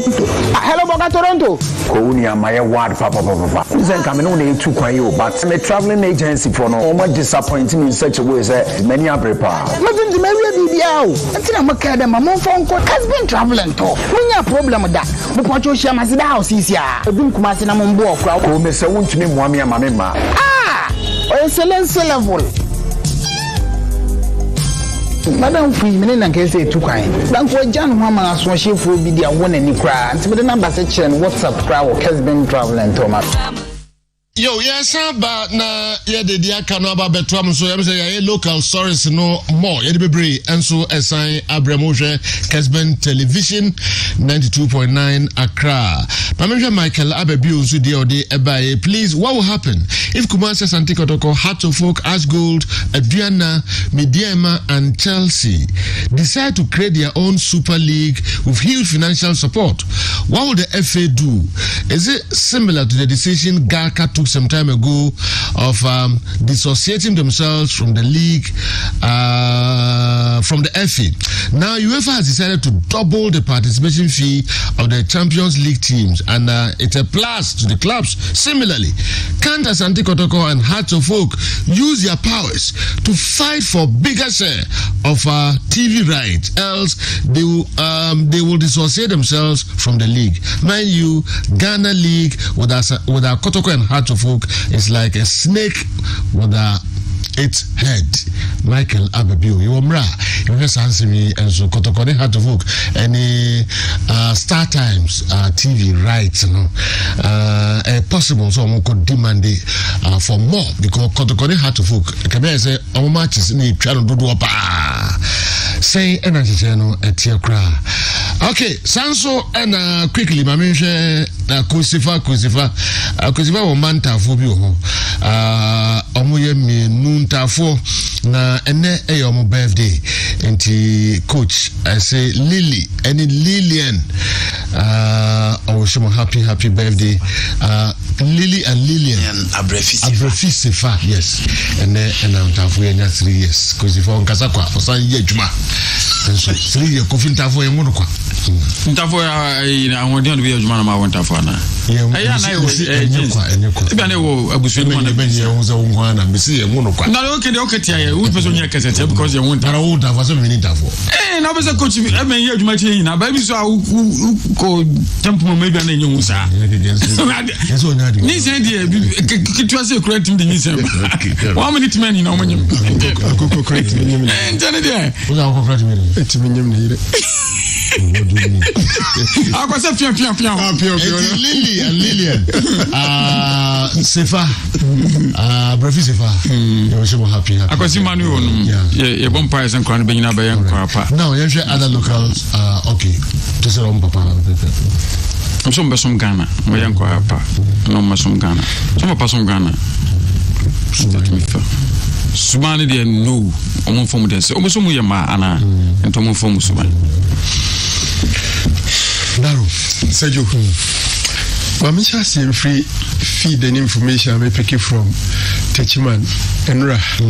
Techiman 11 Mondays. The league in Monday relegation even unfortunately during the transfer window Omo talisman Salifu was transferred to Accra Book. Omo some few additions by M5 supporters no energy senior team no AC kono Tenra Omo ye training na supporters no PMO park and so. Kodria, say Ignatius or say for Suai by saying only coach beam you ready. Come back supporters and I said my coaching into our training and so. And in fact, Senra almost distracted team need training. The sad aspect of it, and is a team manager hello Obidi ka Bonikem supporters ni bi dia Bonikem Amakano Menuka sa branch no police station or ye complaints fortunately for him nipa ko a o yes ade no enti or the comma police no match kwan mo de ensam no be fa so o ye no free hono me na no pay Ignatius Sefusu pay ono ani safety ni adenti want to me anko ye training no enti assistant coach any goalkeepers trainer and the team no training. The information I'm picking from management is say Omo Kachre coach is say on transfer for some 3 matches. Na come Emra no more Koyomode and Semon Befaso. I think that supporters na Omo Koye Sadia no.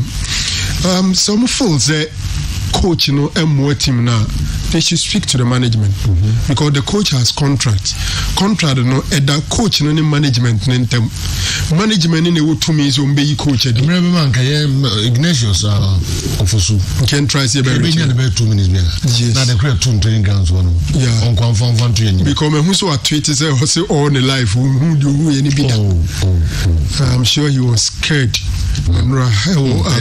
yeah the supporters should understand say money coach in the contract.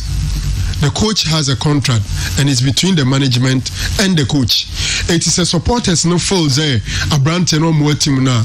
Omo channel omo grievances. Omo how no bibiano. Emfa management no. Na management no in taking the necessary step to remedy the situation. Otherwise, send an MSC konenye. We are no free one ma. Before the team are fighting relegation and yes you are done edini. Because Sani may be saying, no, a better pursue. I'm walk for more. I'm a here on Imra on Sona relegation bonkano. For me, so unfortunate. I know, sir, Ignacio has not been the supporters man. Even Mikoshe or Monica Carella after winning 3-1, but Oshe attending near me course where they is so serious, they would have to rectify the situation. Sajo, and Rana make referees in some lawyer ni Saki say or Lanche respect the referee, and I'm saying that everybody involved in refereeing in this country so much no make a holistic assessment of the situation. Seconds lawyers or Lanche the body or Lanche or create awareness. What is it? Yeah, bull referees to do bra near bull referees and the action referees so sa bibri just one mistake and merit so call the rest of the season plus 8 matches into the next season, and the things that referees are not being respected into respected referees and I may make say as I say GFA obi oye involved in refereeing at Ghana in situation any refereeing situation as and this how we will always be disappointed. Why am I saying this?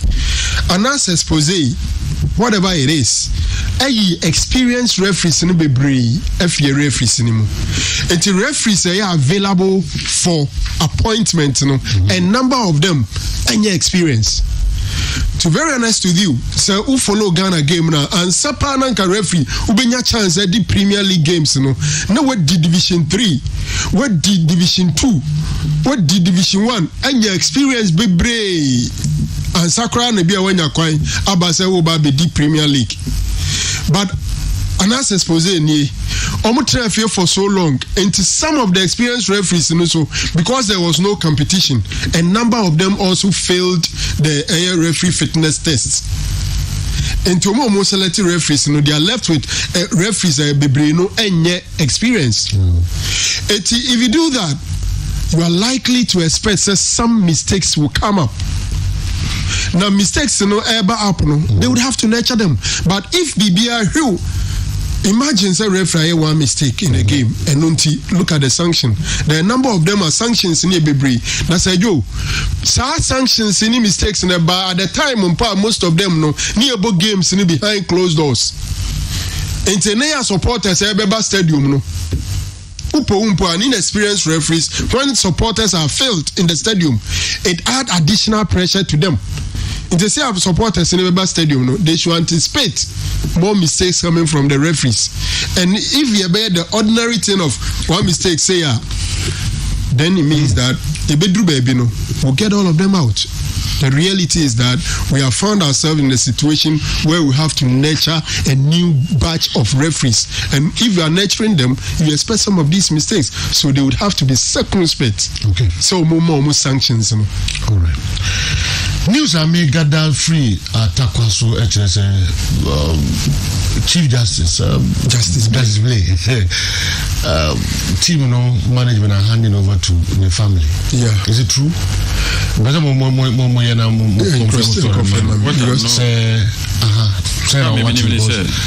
family is handing over money, Papa. There were steps. There were steps. Medium person surgery. In fact, the way even suggestions saying come from me Adam for cojolate. Yeah. Dr. Leeds. Because I didn't see I remember even Eric Bequin former Kotoko player contacted me say or pay Moses number because on no BBC atununda na Dr. Leeds the great man so catch Moses no for just blame Dr. Leeds into all those conversations akoso but just blame so pay local application instead of wasting, and I think that is it.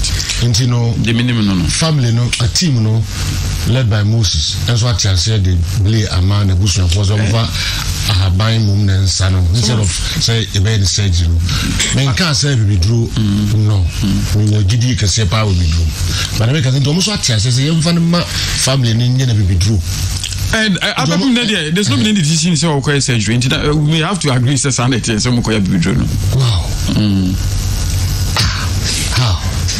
Of your team.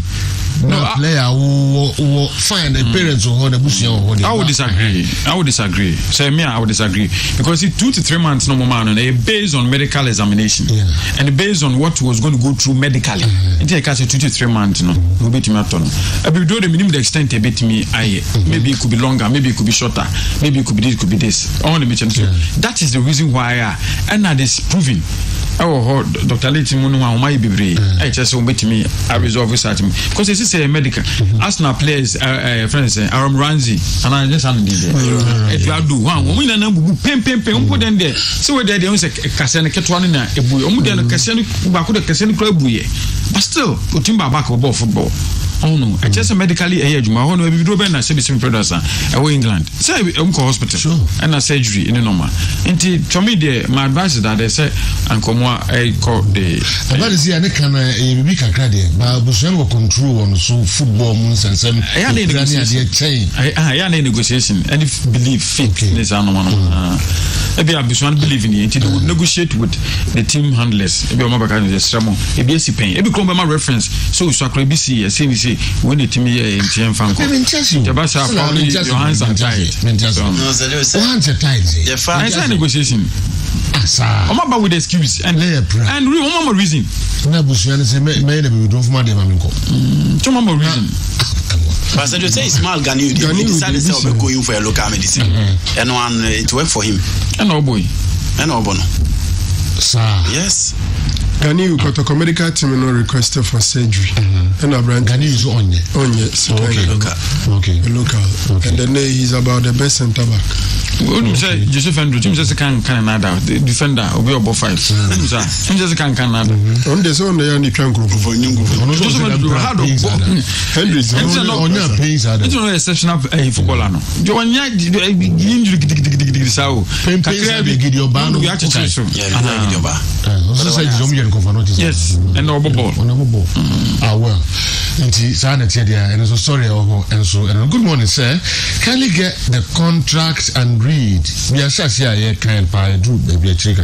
Achi also misquoted what is stated. The court was supposed to return all Asante Kotoko belongings before what was due him will be paid, not the other way around.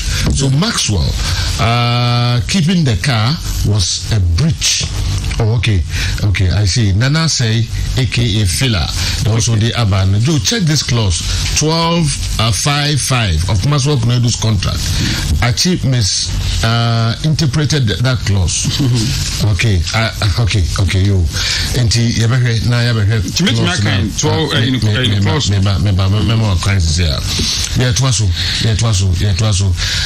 Manager Victorious Collins and so message. People are just hypocrites. Even with what PSG is doing at Liverpool, FSG is doing at Liverpool. Some of our supporters are always calling for the oil people, Arabs, to come and invest more money. I'm surprised most of our supporters are behaving as if they hate money. Even the players are being hypocrites. Will these players ever ask for an improved contract, or they'll be okay with what they take? My greetings to you all. Kangen Water, Ghana Limited. Victorious Collins, one of the way, and so free, bye. My name is Kriya Lampa, the intro to one of the metro discussions. So, good morning, sir. Kumasi Santikoro management has caused the team all this mess. Wow. First of all, sacking Maxwell Kunedu wasn't the solution at all.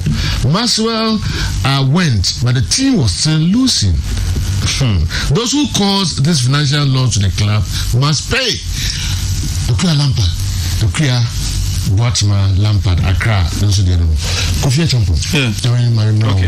Me person me address here no. Me ask some about no man and person me deal with point I make. Time need here pa 11:47. Okay. Close 3-4 minutes. Okay.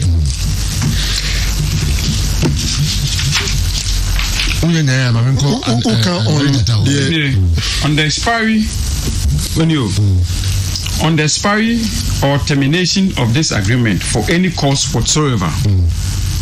So as I know, in the interpretation is so important. Because understanding the actual important. On the expiry or termination of this agreement for any cause whatsoever, the head coach shall return all properties belonging to the club which he holds on behalf of the club to the club in good condition, and the club shall immediately pay all outstanding monies that the head coach is entitled to under this agreement. What you tell us here? And say this actually, you say this is the way between bands and no. If the contract never would there and the contract never, if a termination there, immediately you can say terminated, then you bring it. But this one, a kotoko, and you do not try to terminate the contract. No? So you have to, because this clause is instructive for both parties. What the mommy, in this case, the original the text, no, coaching the man, and then immediately we must add the man. But so instructive for both parties. But a kotoko, and I can't say contract, no, up a unity. So you have to perform ubagenu first for him to follow. And the coaching, so coaching customer Juma, it will be on the basis of the coaching to do first.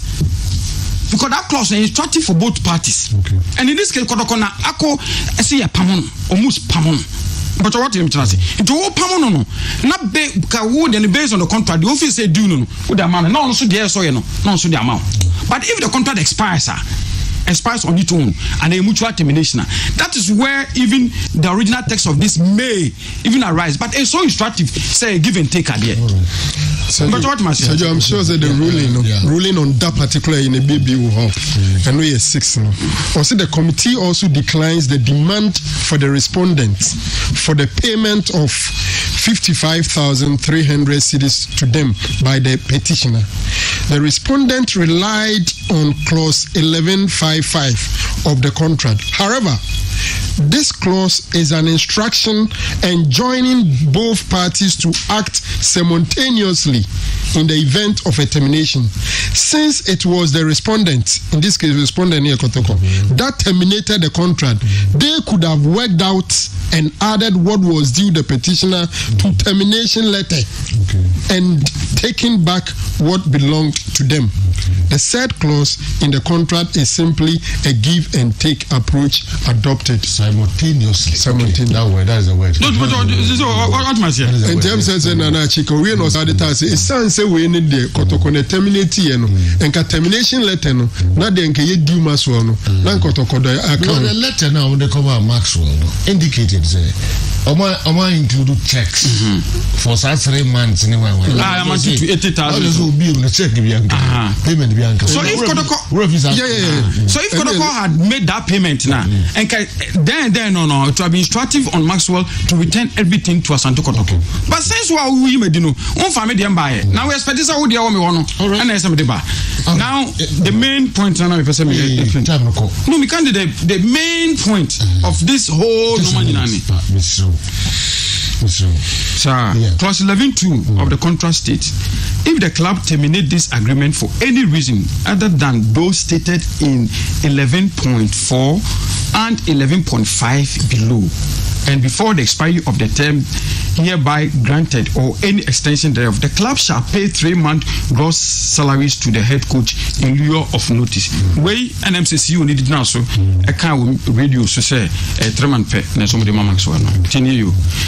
For any reason, either than those stated in 11.4 and 11.5. And then we'll be to 3 months. No?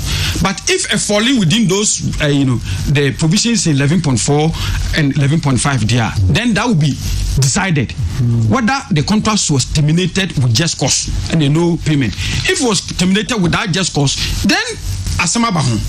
And in the understanding of the committee, the above payment of 3 months gross salary in lieu of notice is for any other reason other than clause 11.4 and 11.5. So we are following. So we understand up to this point.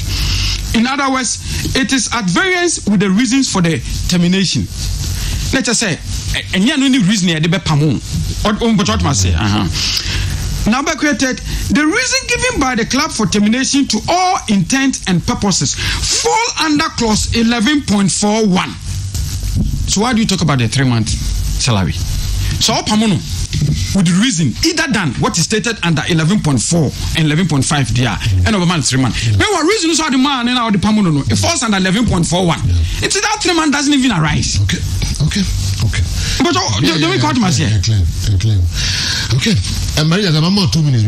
2 minutes, General. And this is your question. Wasn't goalkeeper Frank Boateng of Mediema? Or your mistakes be Mediema, sorry, Legon game, no. Couple of issues be.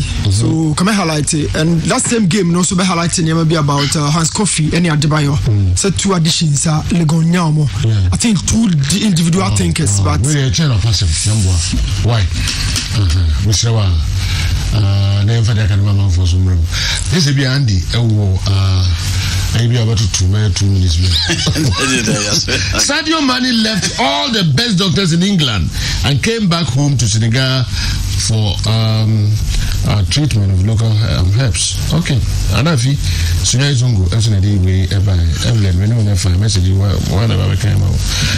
there is a doctor at Kolegu Teaching Hospital. He can do this without anyone noticing. I think the family should allow doctors to work on him. A similar thing happening to another 20 player, and I can tell you, after the operation, she's doing very well now. Evelyn Insia Asari, and so maybe lines in this will be our papa. Everyone that's about this. I know a car team in deep place, a comma deep place. At a point 5 months, no mundia place ikada. Ne players woman and eti abubu ya muko training. And you expect these players to perform on the field of play? No. Coach na watake no. Woko atake coach. Na mompani mfono mundia place ne kande muko. Dera mdayo mu. Mompani mfono mundia place ne kande munko atake. Wakasa papa. Skana omoje ya in the gamer. Wo ni su nyina ye man say skana omo de they should pay the players. Salary for Okono. And again, what's our best player? When himself battle for a relegation, what's our best player? And I'm so the player and the Kenti 400 million, almost 110 from it. And whom do you blame? You don't blame the coach. Players now, come do woman. Suppose they my own. Debbie, Sagana, easy target. Mr. Joe, a Yamaka, you easy target or baby. A banner show when you had no.